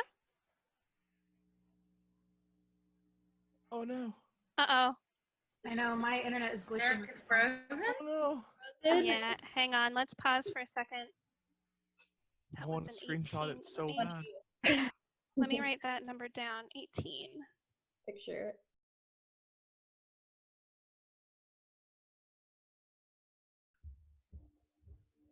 All right. So you end up doing your acid attack. We got a little bit of a power surge there, but you do manage to do quite a bit of damage. It sizzles on the side of this creature, and you hear it howl with pain as the acid eats away at its waterlogged flesh. Did I roll for my damage? I don't think I did. You did. I believe you did because it has taken a lot of damage. Oh, I don't remember. You But I did will like trust you. 27 or something like that? I don't think that's possible with 2d12. So let me. Okay. Somebody did 20 something damage recently. Yeah. I think that was. That might have been Valara. Yeah, someone did a lot of damage, and it was not me because I just. That was Valara's chromatic orb. Yeah, Right. that's what it was. Yes. Okay. Okay, well, it's gonna take 9 acid damage, which is no 27. And you are attacking the one in front of Valara, correct? Yes, Yeah. I am. Because you got in between Daisy and... I think you already did your damage to that, but... whatever. We'll take it anyways. You said how much damage? 9. 9? Okay. You throw your little... Oh, it's poison damage, might be. Yeah, you do you throw your little poison ball at him, and it smacks onto his side, sizzles the skin down his arm and on his hip, and he's going to take 9 points of damage. All right. Anything else you'd like to do in your turn, Leaf?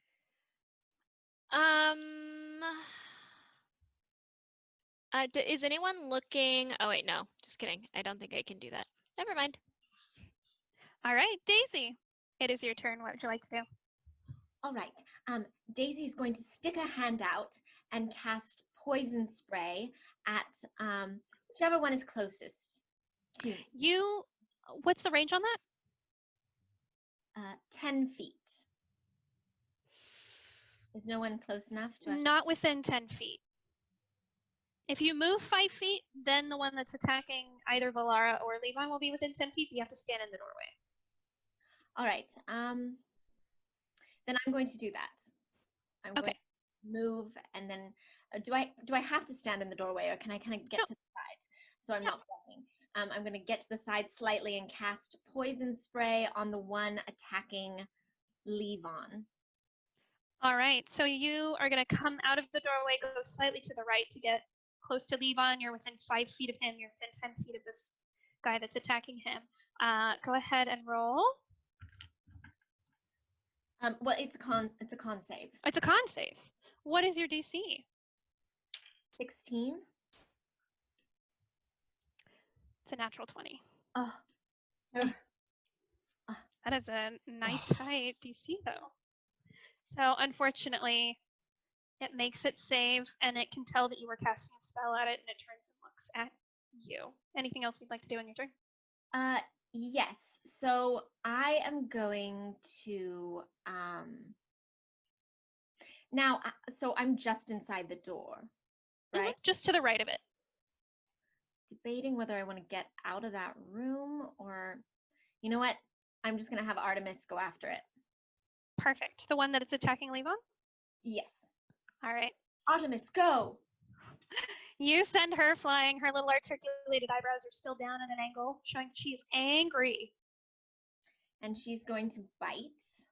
Mm-hmm. That's cocked. Let me roll that again. Oh, not going to hit. 9. A 9, unfortunately, will not hit. Right. You hear these creatures start to speak to each other in a language. Do any of you speak Abyssal? No? None of you understand what they're saying to each other, but it's this ugly, deep language that sounds like hissing and gurgled noises in the back of the throat. And it's very unfamiliar to any of you. All right, Daisy, that was your turn. Rufus, what would you like to do? Well, I want to use my movement to get to where I can see them better within 30 feet of them. And which one? Both of them? where are they both? Are they together? Are they separate? Nope. Okay, so yes, you are in the pedestal room still. Away. There's the larger room. There's Levon to the right of the doorway with one in front of him. There's Valara to the left of the doorway with one in front of her. Daisy is on the right of the doorway, like 5 feet around, so that she can attack the one in front of Levon. I can attack. Oh, so is she in front of me? Oh, what hell? I thought I could see the one that's with Levon. So let me draw this out.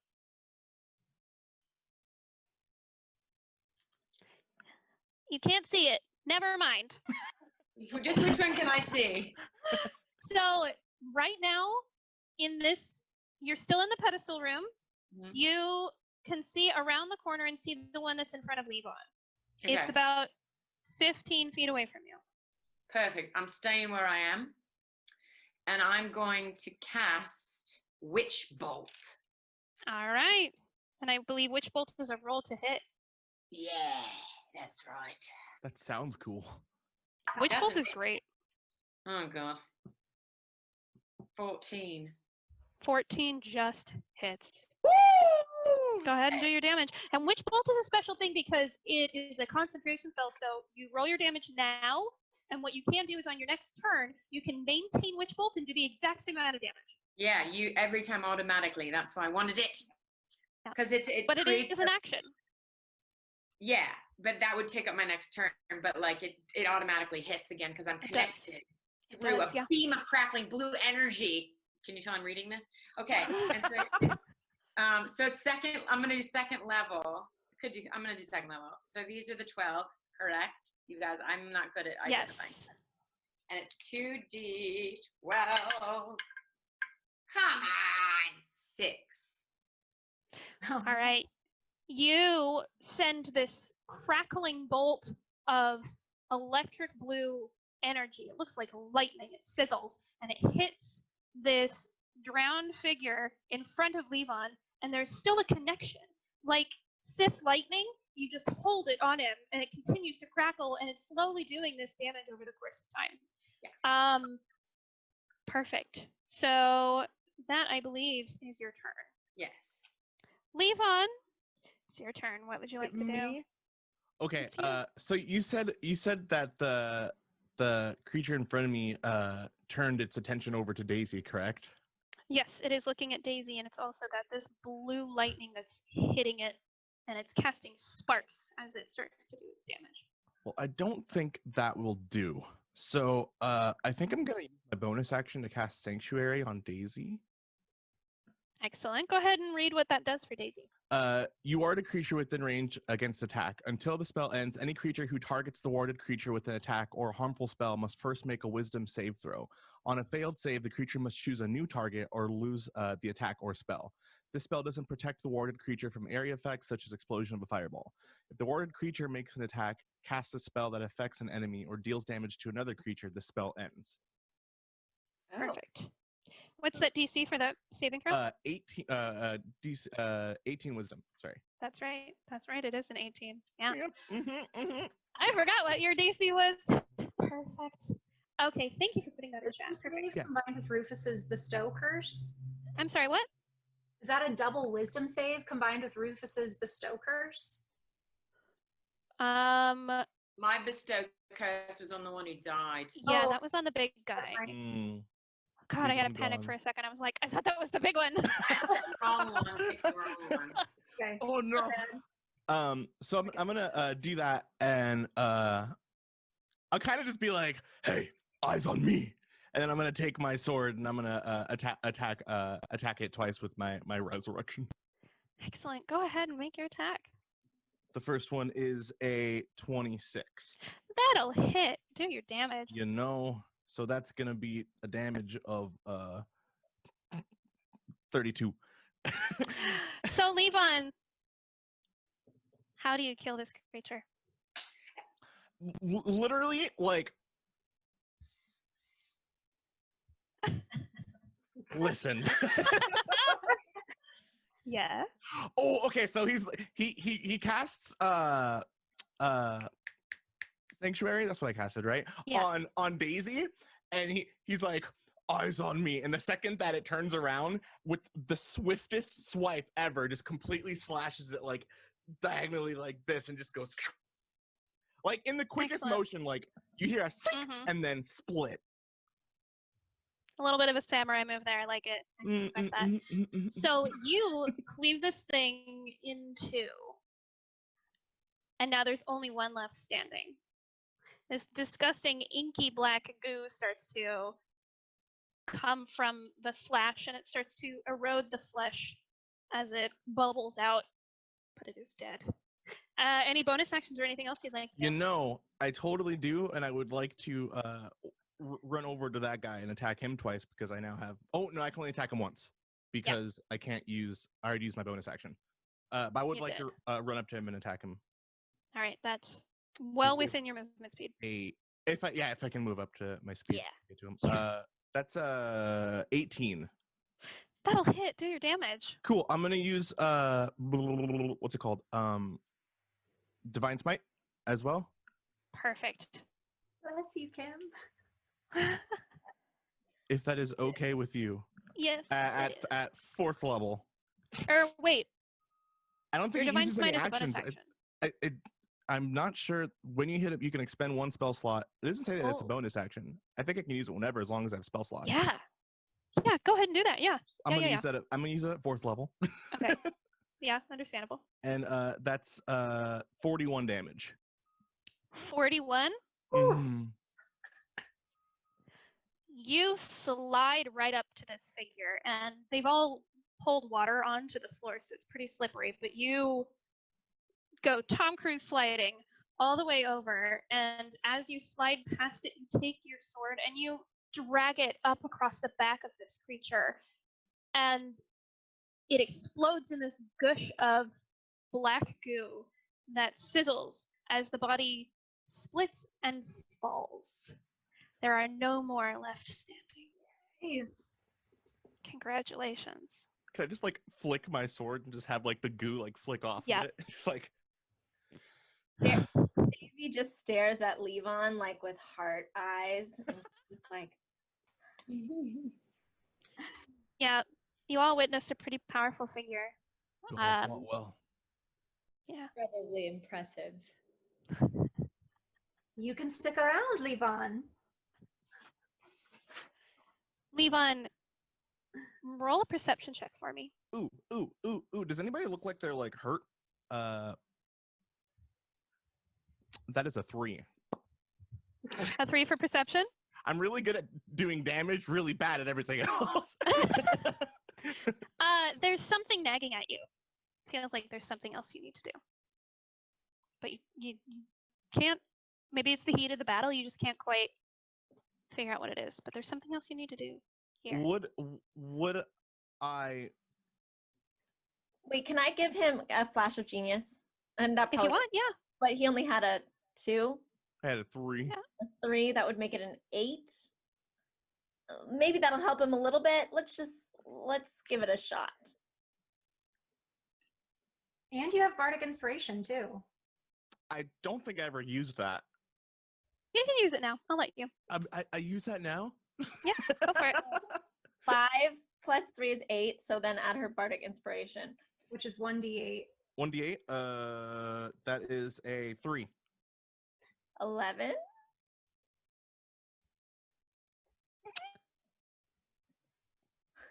When you first entered this temple, you felt a very strong ribbon of connection to your sword. There was another one. Another sword? No, another connection. Oh, I was like, You only get the one sword, man. It's already a little OP. There's a duty you have to perform.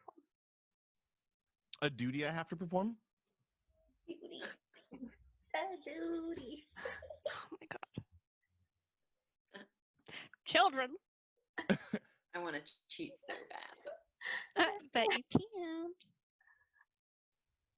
I'm at a little bit of a loss, and You remember when you entered the temple and you felt 2 connections? yes, I'm trying to look for the 3rd connection, correct?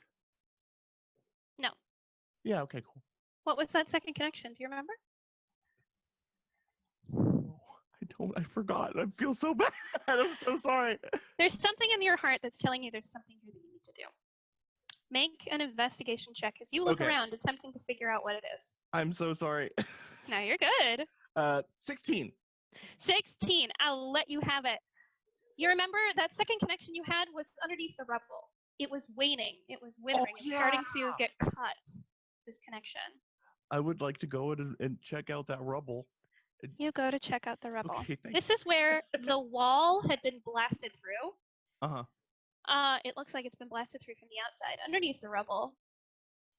The Haiga, as you remember, are 3 figures. It's the life cycle. It's the child, the adult, and the elder. Mm-hmm. You have a connection to both the child and the adult. You know they're alive. You know they're probably hiding for their life right now. You have no connection with the elder. And as you get to the rubble, you understand why. You start to dig, and underneath some boulders, some chunks of the wall that have fallen down, you find a dust-covered body. of an old woman. And you recognize this as the third hideout. The trio has been broken. This is something that's going to need to be rectified. You don't know by who, because they are supernatural figures. This sets things into an imbalance. As if there isn't enough imbalance with someone else having taken your title and currently messing up the structure of the heavens by misplacing souls. You can feel it. There's an insane imbalance happening. And through your background, your beloved of Seert, you can feel a faint connection to the balance of the cosmos. And the scale is tipping. There are souls being sent back into the real world, into the world of the living. And you can tell that's not where these souls are supposed to be going. Souls are being placed where they shouldn't be. And this woman is dead. You're not going to get her back.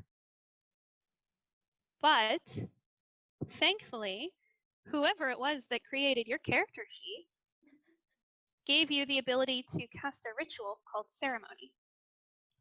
And ceremony will allow you to give this woman her funeral rites.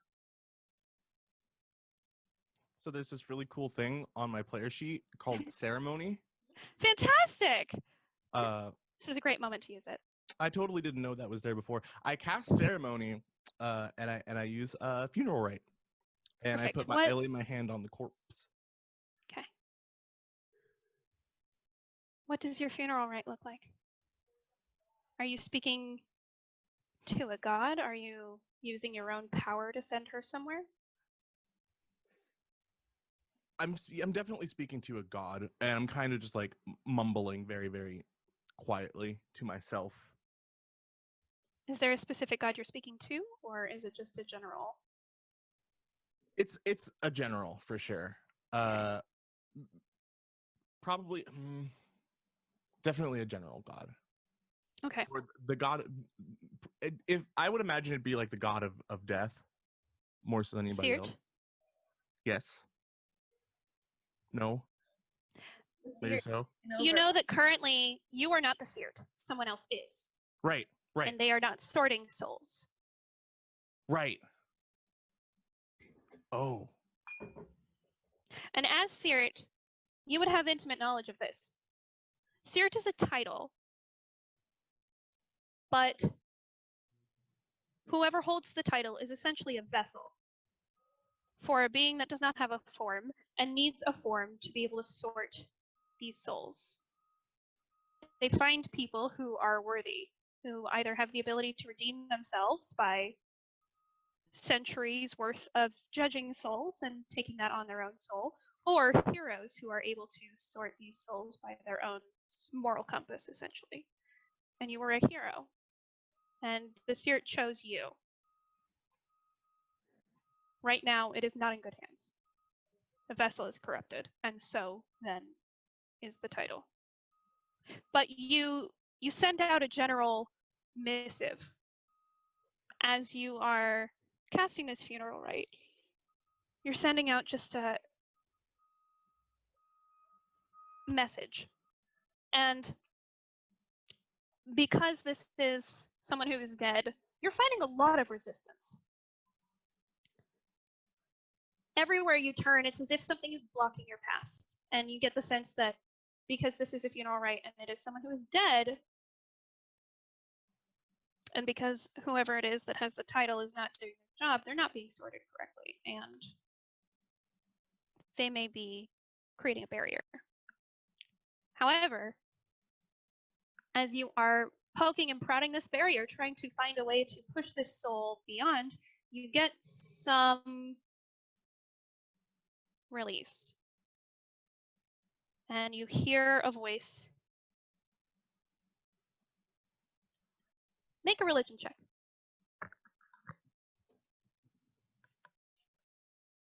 16. Okay. In life, you prayed to a god. a god of knowledge. This god has the books of life and death. Agma is very present in the afterlife because Agma sees everything. Agma is omnipresent. And there's just a brief moment where the barrier gives way a little bit and you hear a voice. And it's comforting, but it's cold. And it says, "Bring her to the river." And that's it. Levon just takes a deep breaths, stands up and hunches over and starts to pick up the body. Looks over to the rest of the party and says, There's something else that must be done. and starts to walk out. If you'd care to join me, please follow. While he was follow. doing that whole ritual, can Daisy have just looked around to see if she sees anything? Just do. Sure. Yeah, you don't even have to roll an investigation check. You don't really find anything. The remains of these bodies are starting to just deflate a little bit. There's no items in the rubble or anything she can find. No items, no.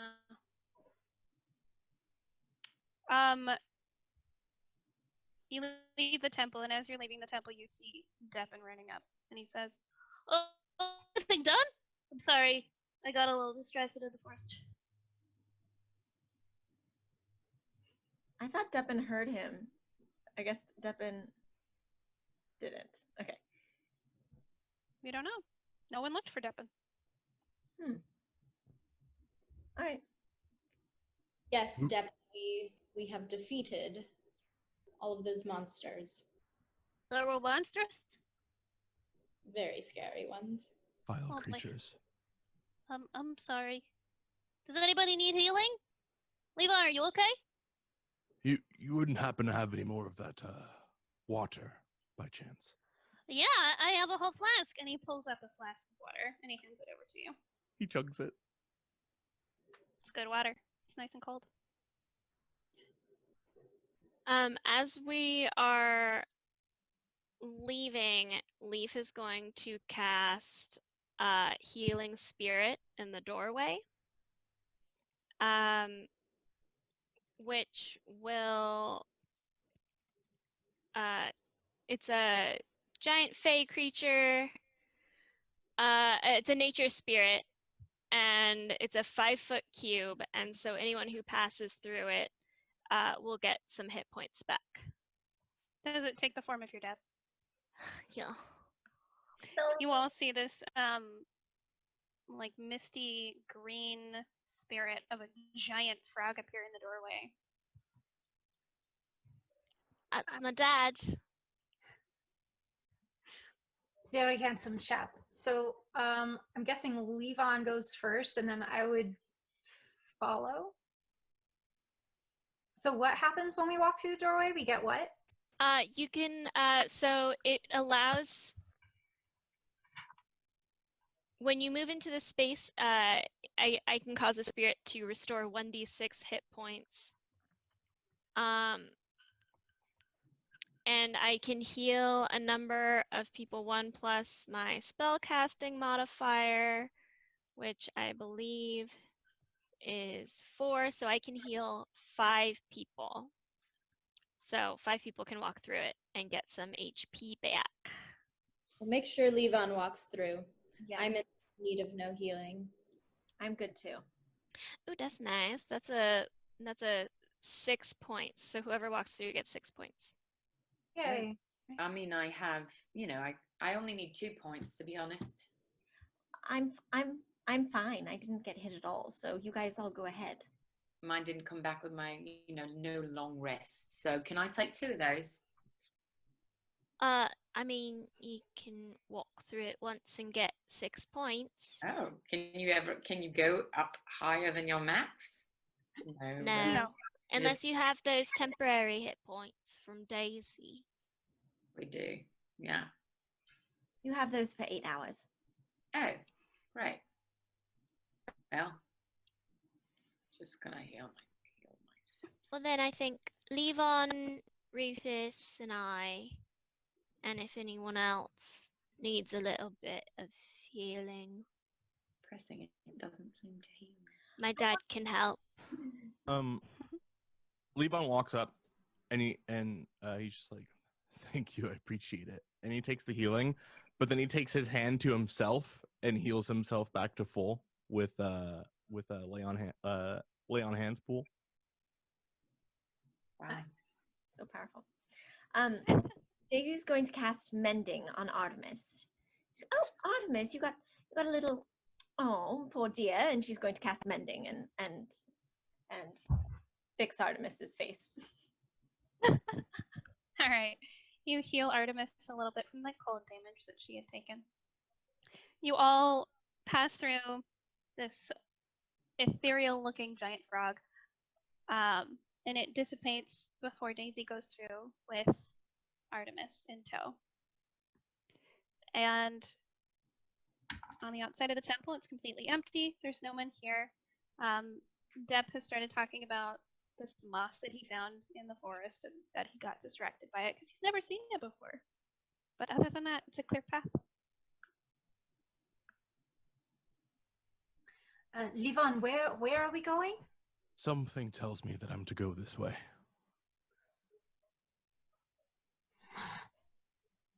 All right. I exchange a look with Alyssa. So, Levon, where are you headed? The polling, it was like a polling feeling that I had, right? Mhm. Was that across the river? It was in the river. In the river. Okay. I'm gonna take the body and go to the river. All right. So there's a path through the trees through this forest that goes straight to the City of Judgment, and the river comes across alongside it. So you can head through the trees away from this path just to the river if you'd like. That sounds perfect. I'll look over at Depp and just say like, "You coming with?" Oh, yeah, I'm coming. Hang on. Let me put this moss back down. And he goes, okay, buddy, I'll see you later. And just pats it and puts it on a rock. Then he comes over and he like adjusts his backpack. He says, okay, I'm ready. Where are we going? He points at the river. In there. Oh, gross. Okay. Indeed. I don't like getting wet, but if we have to go in there, okay. He starts to walk towards the river. All right. He's very quiet. Like you can tell that he's like focused. Mm-hmm. You're on a mission. This feels appropriate. You head over to the bank. And this river is one that everyone has seen before. It's the main river that bisects the town of City of Judgment. You're almost always on the left side of this river when you're in the city. That's where the bureau is, that's where your inn is, and the temple that you need to go to eventually, the Temple of Sorrows, where people don't have gods and go to pray, is on the right side. And the right side of the river is where Depp told you to be careful early on when you first met him, because that's where a lot of people who are desperate go. That's where there's sort of a seedier neighborhood. But you're not going back to the City of Judgment. You're just going right for the river through the woods. It's not a very far walk. It's maybe like 10 minutes, and then you're at the bank.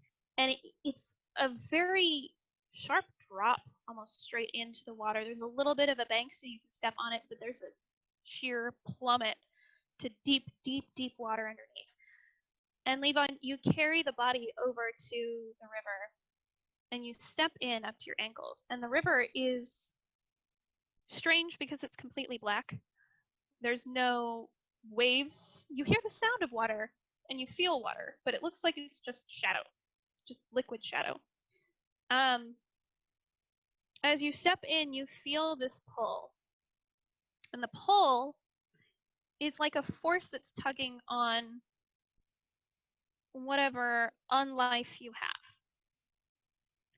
This river runs deep in the afterlife, and it runs deep through Avernus. It is not a river that is going to heal you when you're parched or when you're thirsty. It is a river that takes life,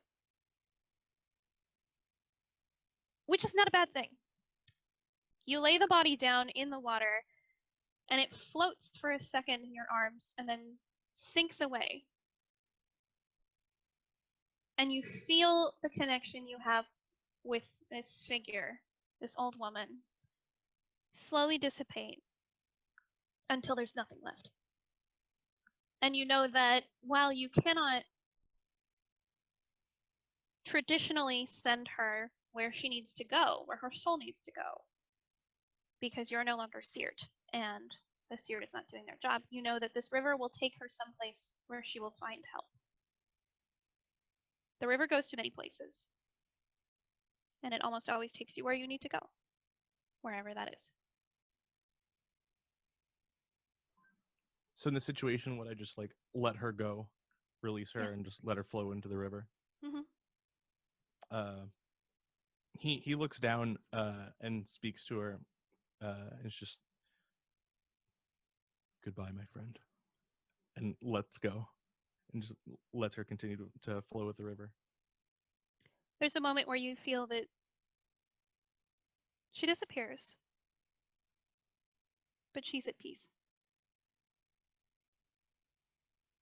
And now, Levon, you are tasked with something very important. You now have a clear and challenging goal. You either have to figure out a way to become seared again to take the title, or find someone else who is worthy of the title. Which path do you think you would choose? I think that he would look for another seared. All right. You know of only one place where you would be able to do this.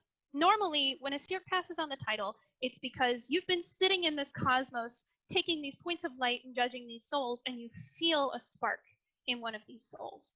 It is so incredibly rare. And you have to use your judgment to tell whether it's time or not to pass on the title. And you feel now that it's time to pass on the title. You've been seared for about 4 centuries. It's time. You know that you aren't able to pass on the title the traditional way because you no longer have your powers. But you know where you can find an approximation of this person. You have to go back to the City of Judgment, and you have to go into the Bureau, where there is a small book, and it lists heroes.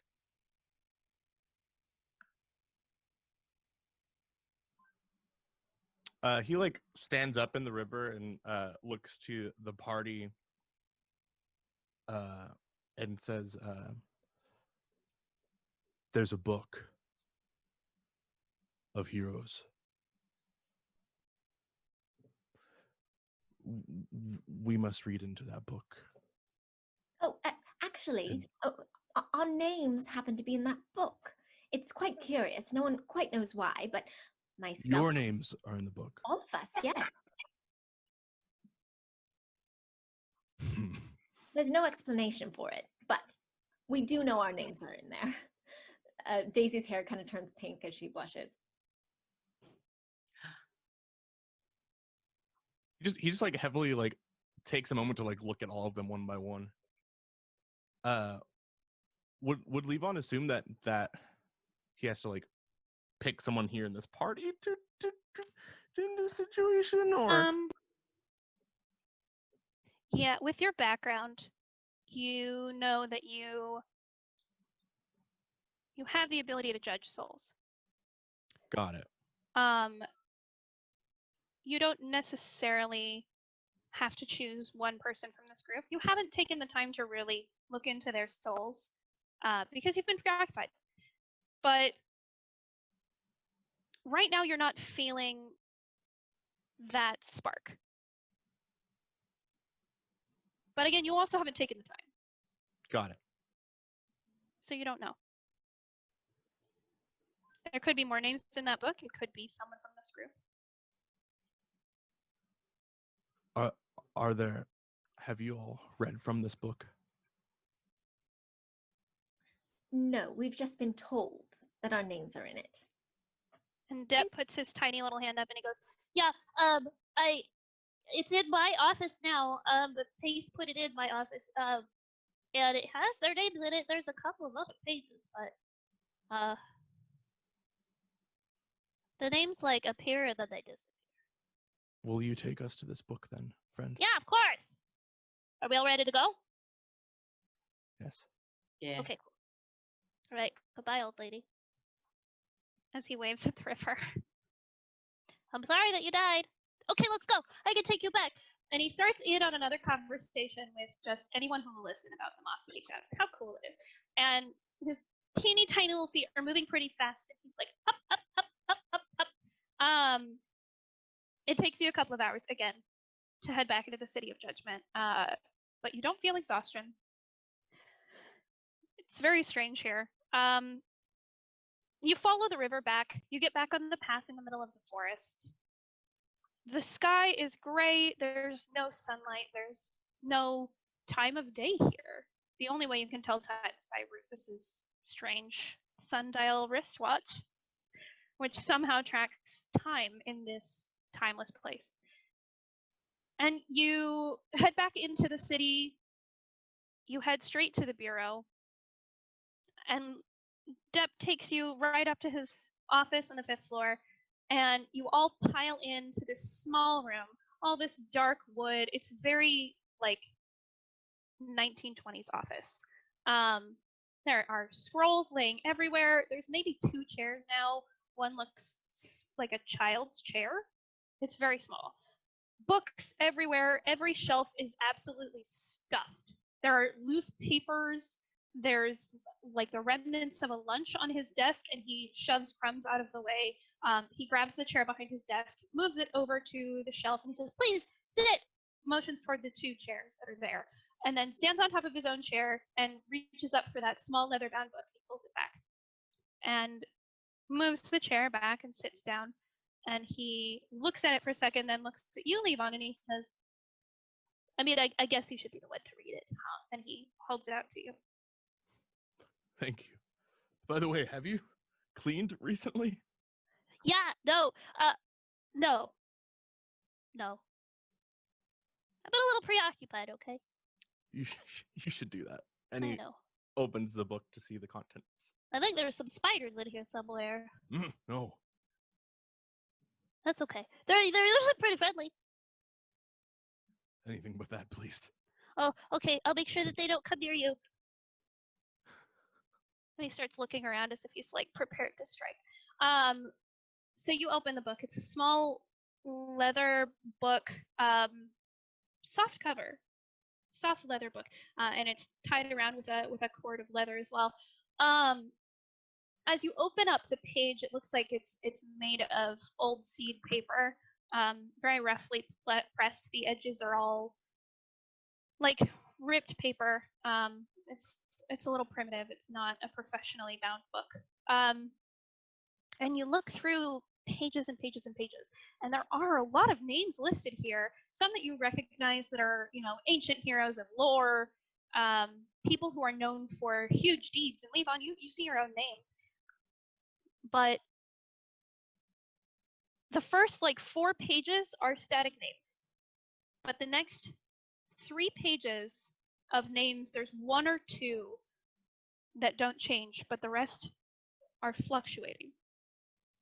Like the ink is being erased. It goes back and forth and back and forth and back and forth. As if they're being taken elsewhere. And you see the names of the heroes in the party, the Froggers. Although you don't see the Froggers. You see a couple of other names, though, that are not changing. They are static. Are you going to share this with the party? Yes. What are the names?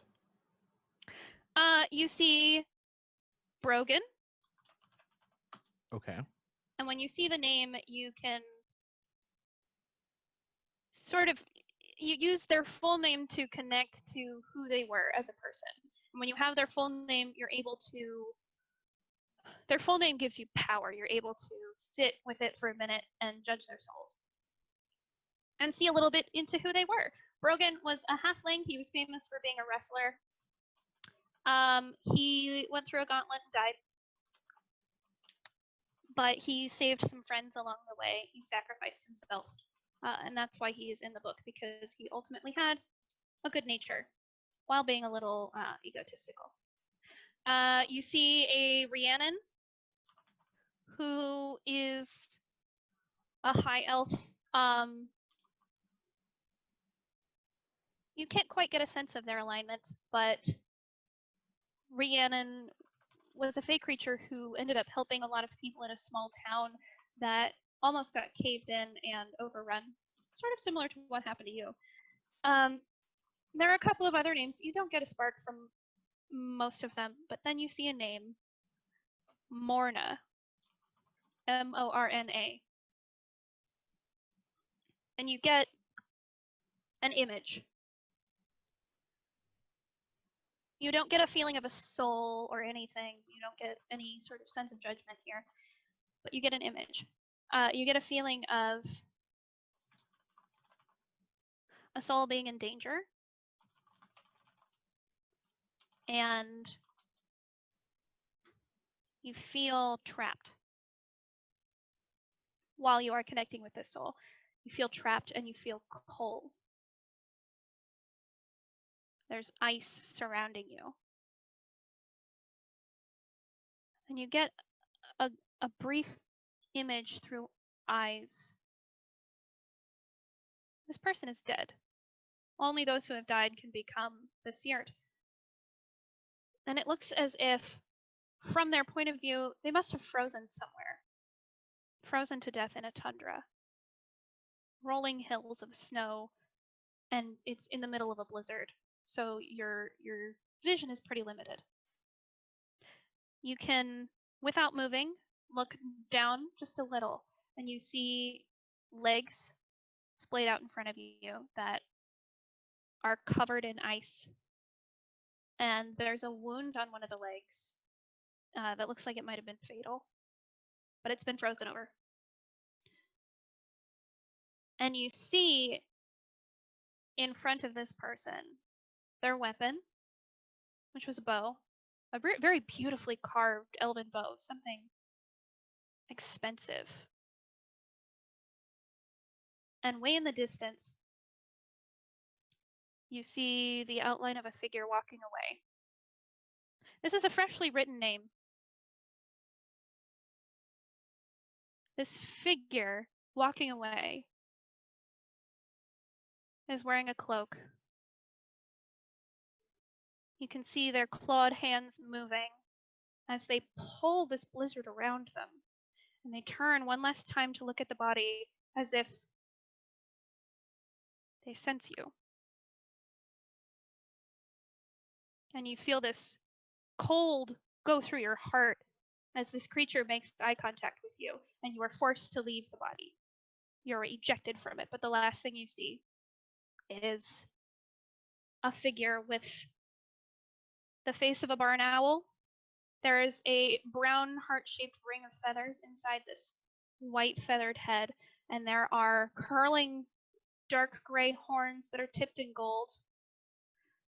But their face is obscured in the snow as you are essentially kicked out of the body.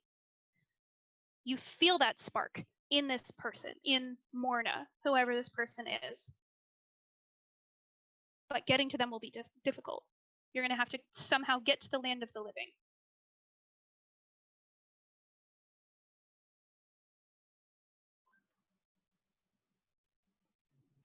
Morna. Did you say something? A name stands out in this book. Morna. I see a bow, an elven bow, the face of an owl. Gold horns. Morna is likely to be the next Seared. Now, is Morna the one with the horns, the owl face? Yes. No. No. Wait. Is it not? No. You were looking through the eyes of Morna. Oh, I was looking at the eyes. Okay, no. Got it. So sorry. It's not Morna. It's a different figure. Yeah, the one with the, you said a barn owl, did you? Yes. And horns with gold tips. Yes. Tips. That is exactly what he said, for sure. Gold tips. And claw-like thing with a cloak. Yeah, we know this. The cloak turns into fog. Yes. I saw this through the eyes of Morna. Yeah, it's a bad mama jamma, that one. How do I know that? Levon, make a history check. Okay. That's how we all died. We all remember that owl at our death. 14. 14. You have seen this face before. And it was a little bit challenging to remember because you are no longer seared, and a lot of your memories as seared are starting to wither away a little bit because your connection has been lost. But you have seen this person before, you've seen this figure. And you've seen it connected to the death of a lot of the souls that you sorted. Out of nowhere, you got a ton of souls that died at the hands of this figure. And when you sort a soul, when you are seared, you are able to not only look into their soul and judge their alignment and everything, you are also able to see how they died. And you get a name from your memories. Auril.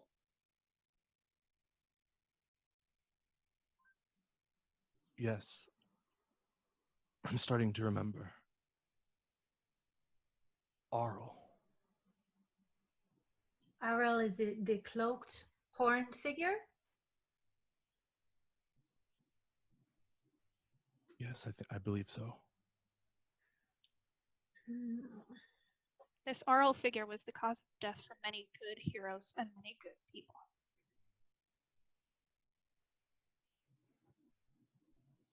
I believe this Auril killed one of my friends. I believe this oral kills me. Auril has killed many good people. Perhaps we should kill Auril. Well, Auril isn't, we were told that Nev was under Auril's control. Or Nev was responding. Nev and Neve. I always get this wrong. Neve. Neve, yeah. It's old man syndrome, you know. I thought that we were told, correct me if I'm wrong, that Neve is following that barn owl foggy fellow lady. Yes. So Ina told you that Neve was working for someone. Yeah. That one. I think she said that one because we knew. Yes, I do believe we learned that Neve was working for Auril. Yeah. So perhaps if we kill Auril, we will also kill Neve, or at least disempower her. That is true. Because if Neve is also the head hag, and if Auril is the head of Neve.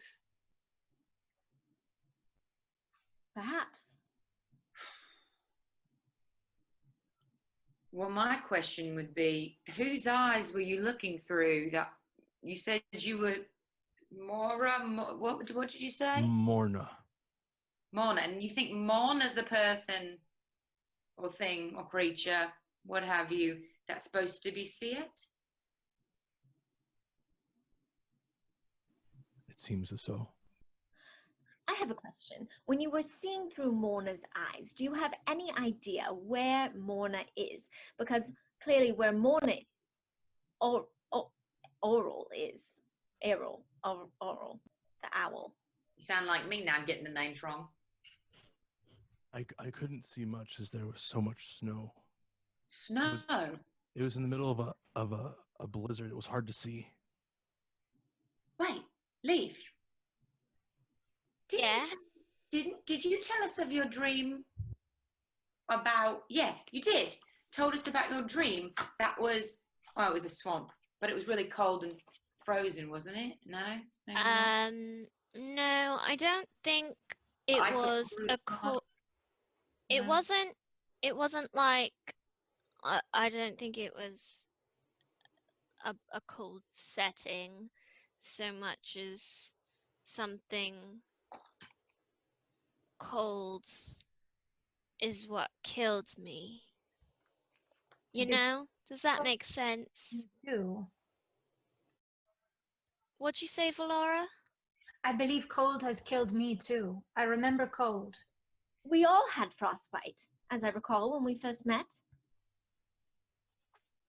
So, unless somehow I ended up from the swamp to a colder place and then died, but I don't know if that's what happened. Because it wasn't snowing in the swamp, I know that much.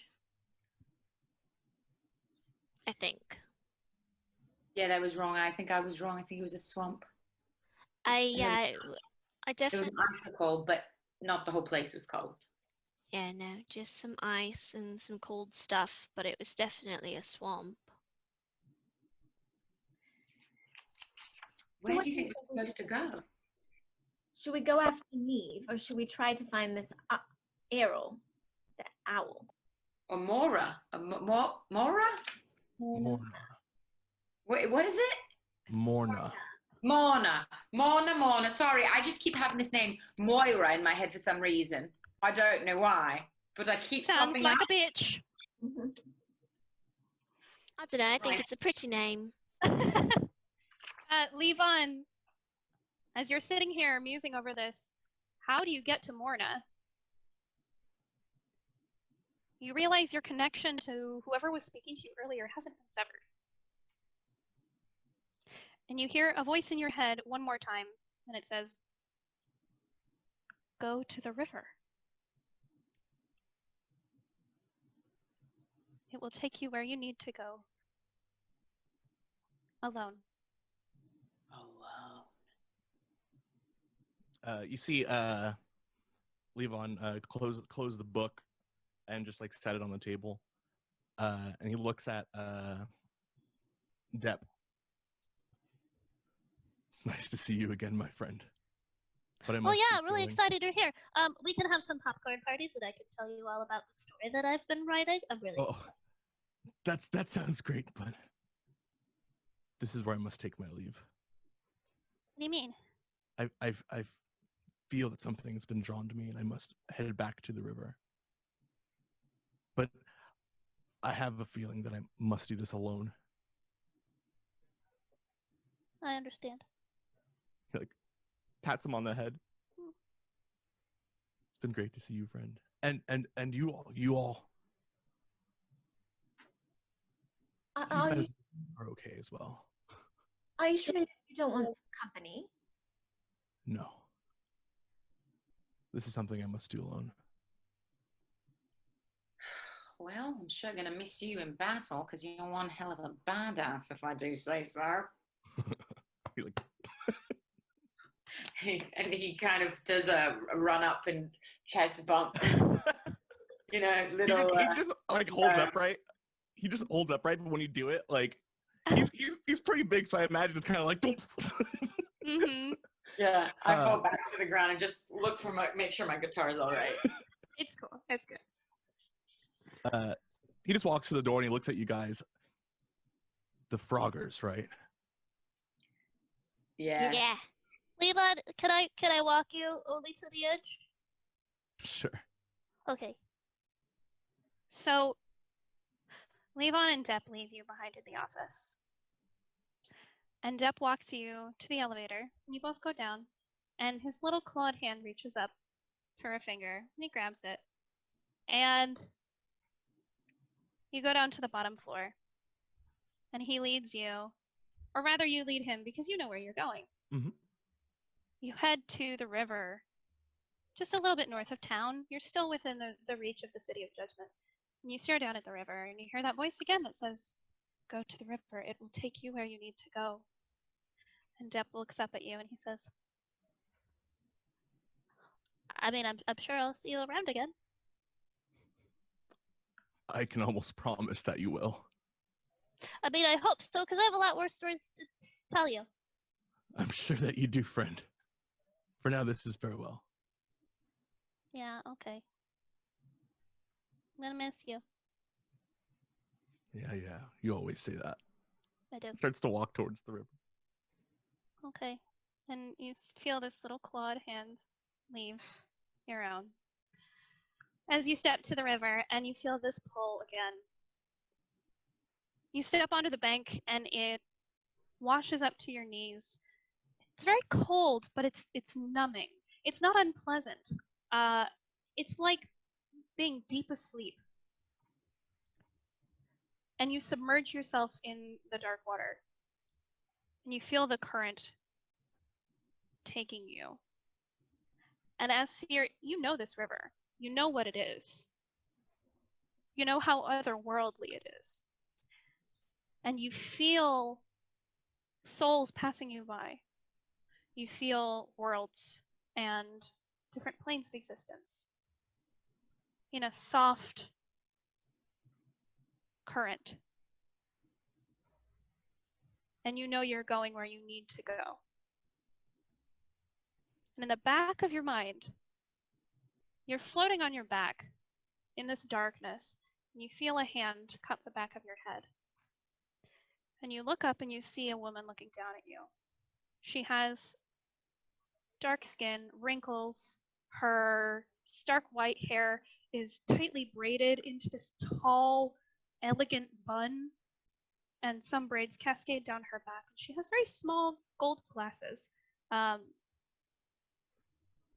Her eyes twinkle when she looks down at you. And it's a woman you've seen maybe once or twice before. And you smile up at Agma. And she smiles down at you, and she says, "I will lead you there." And that's where we're going to end this episode. Oh my god. Oh, good. Oh my goodness. Thank you. So, Nicole. You're awesome. thanks. And thanks to Levon is going to be going through and doing things behind the scenes. So, we'll see how things go. Yay! Thank you. Yes, Thank you, Erin. Thank you. Yes. We're Girls Guts Glory. Check out our website. We're on socials at Girls Guts Glory everywhere. Our website, girlsgutsgloryrpg.com. And then we're at Girls Guts Glory, Instagram, Twitter, what have you. We're on Facebook too. And I'm Kimberly Doherty. You can find me at Kim Doherty. Erin, tell us where we can find you. You stream. Yeah, my name is Aaron. I'm a streamer on Twitch. Most of my socials are just my name, Aaron Gray. I'm a variety streamer, and I play games pretty much Monday through Friday, so find me around. Alice. Hi, I'm Alice Gretchen. You can find me here. Find me at go_Nino on all the things. Helen. You can find me at Kellen Coleman on all the things. And yeah. Erica. You can find me everywhere at A Style Pixie. You can also find me Fridays at 10 a.m. Pacific on Tales from the Grim. The show is Aether's Walkway. It is a sci-fi cipher system game. It's very fun. And yeah. Oh, and I stream on my personal Twitch channel weekdays at 3 p.m. Pacific. Rachel. Hi, I'm Rachel Seeley. You can find me below at Sunny Seeley, literally everywhere. And I stream on Mondays, Wednesdays, and Fridays. Kind of regularly. Woohoo. And we're here 10 a.m. Pacific Standard Time on Wednesdays. So check us out and find out what happens. Who knows? See you next time.